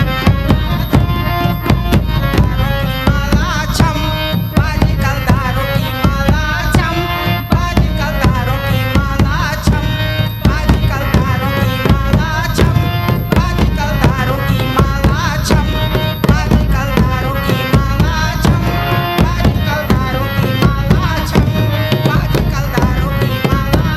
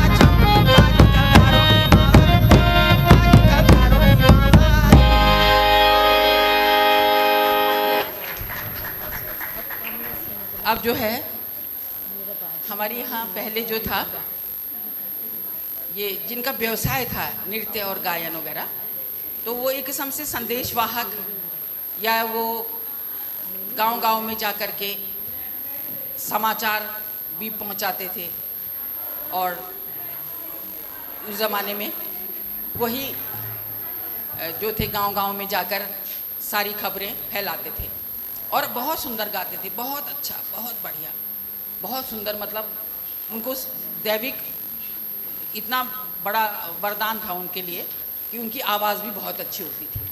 तो वो लोकगीत है, इसमें है मेरा बाजू रंगा रंग बिचारी रंगा ले ले मोला। तो सबसे बढ़िया रंग है, कौन सा रंग है जो अपने मन को भीग जाए, तो केसरिया रंग है। कि अच्छा फिर कौन सा रंग बहुत रंगीला है कि जवानी का रंग है, वो दोबारा नहीं आता, वो सबसे बढ़िया रंग है। तो ये है ये लोक नृत्य, मेरा बाजू रंग बिचारी रंग ले ले मोला।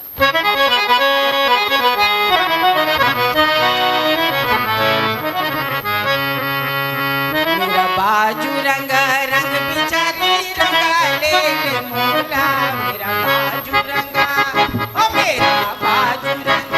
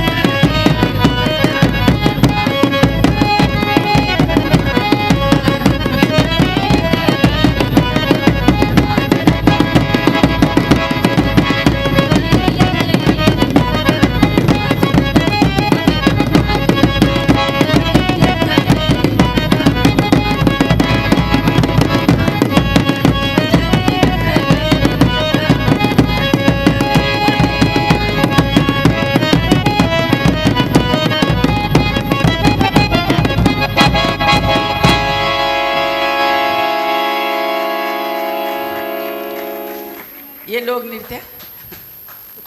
तो इसमें अभी कुछ लोग नए भी हैं, ये तो थोड़ा सा हो ही जाता है। और फिर अकेले गाना या अकेले नृत्य करना बहुत सरल है।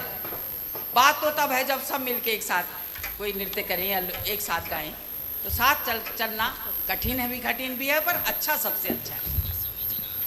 अब है झुमेलो लोकगीत। हमारे यहाँ का बहुत अच्छा लोक नृत्य गीत है ये। तो इसमें क्या है, एक तो इसमें आलाप प्रधान है, जिसमें केवल भाव ही होते हैं, उसमें नृत्य नहीं होता। जैसे ये है बसंता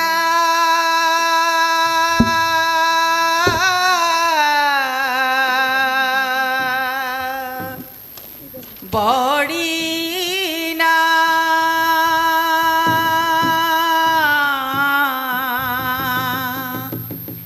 झूमे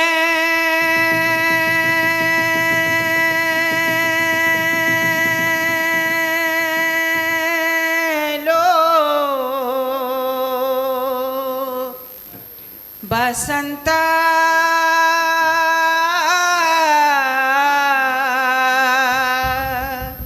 बड़ी ना झूमे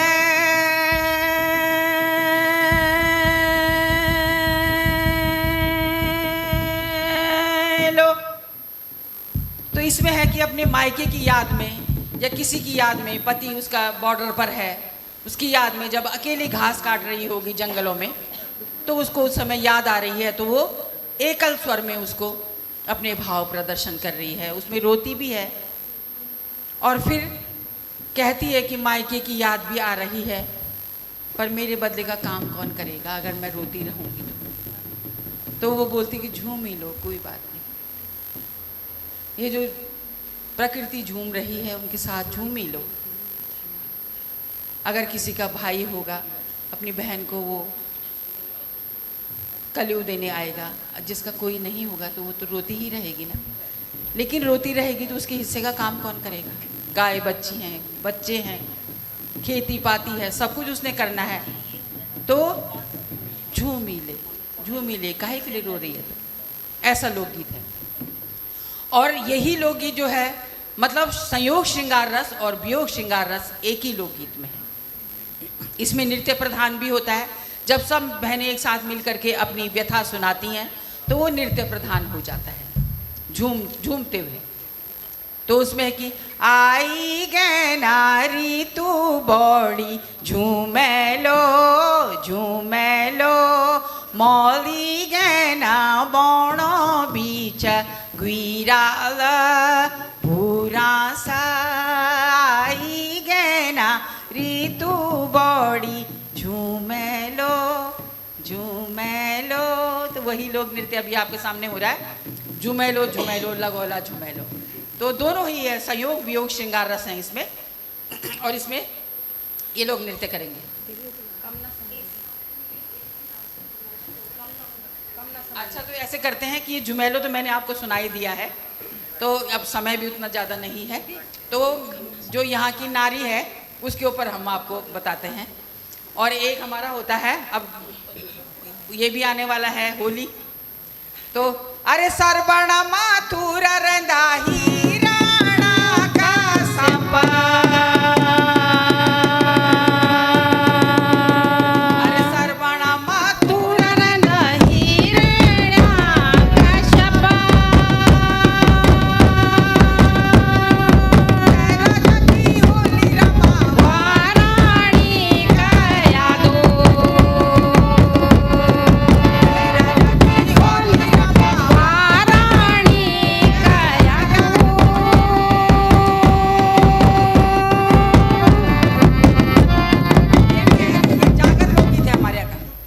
जागर लोकगीत, जिसमें बहुत बृहद काव्य रचनाएं होती हैं इनमें, और ये बहुत कई दिन तक गाए जाते हैं। एक ही लोकगीत ऐसा भी है।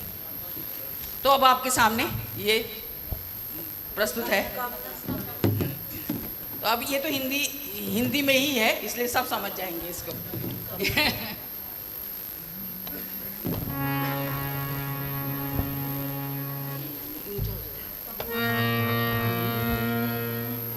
कम न समझना हमें, यूं न झिड़कना हमें, कम न समझना हमें, यूं न झिड़कना हमें। हम है नारी उत्तराखंड की,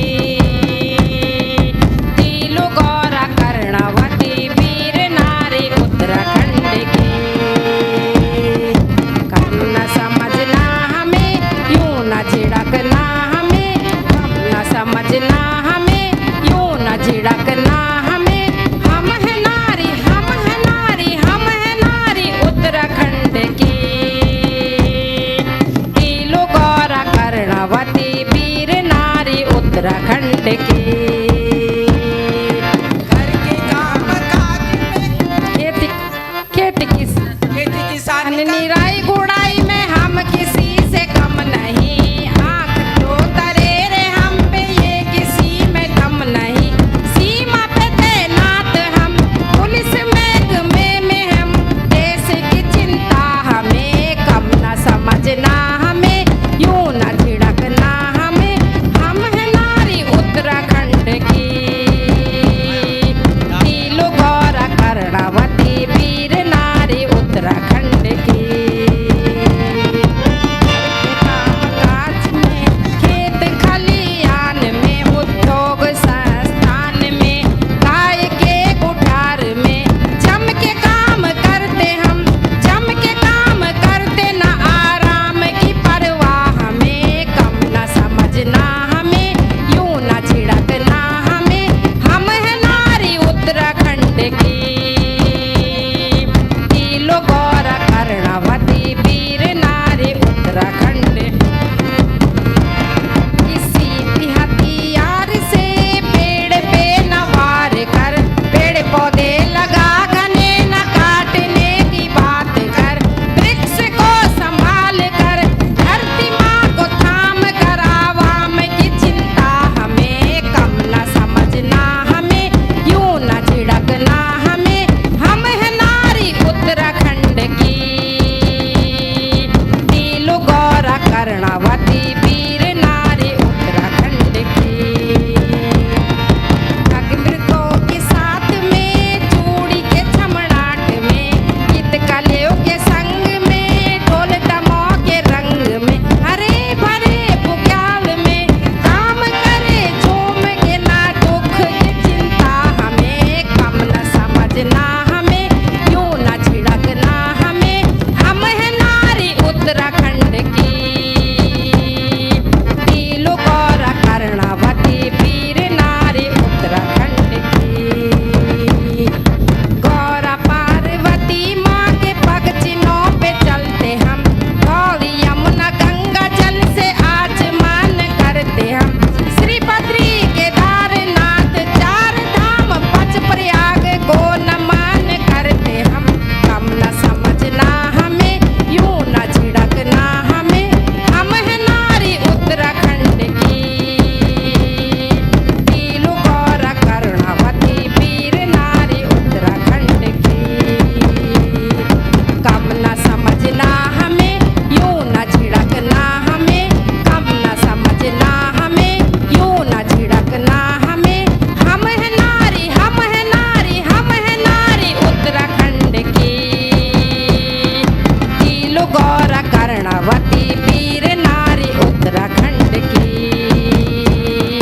कम न समझना हमें, यूं न झिड़कना हमें। कम न समझना हमें, यूं न झिड़कना हमें। हम है नारी उत्तराखंड की, तीलु गौरा कर्णवती वीर नारी उत्तराखंड की। वीर नारी उत्तराखंड,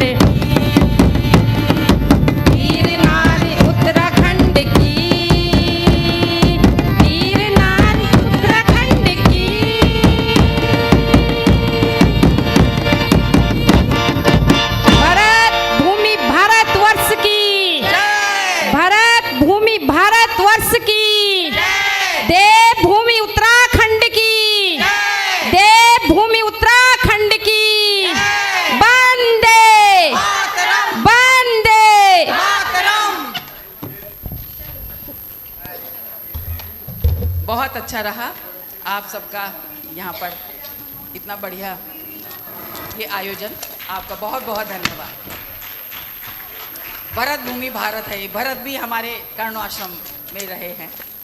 तो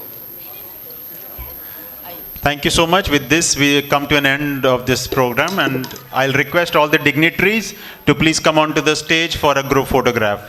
All the team members, all the dignitaries who are present over here, please come onto the stage for a group photograph. Thank you.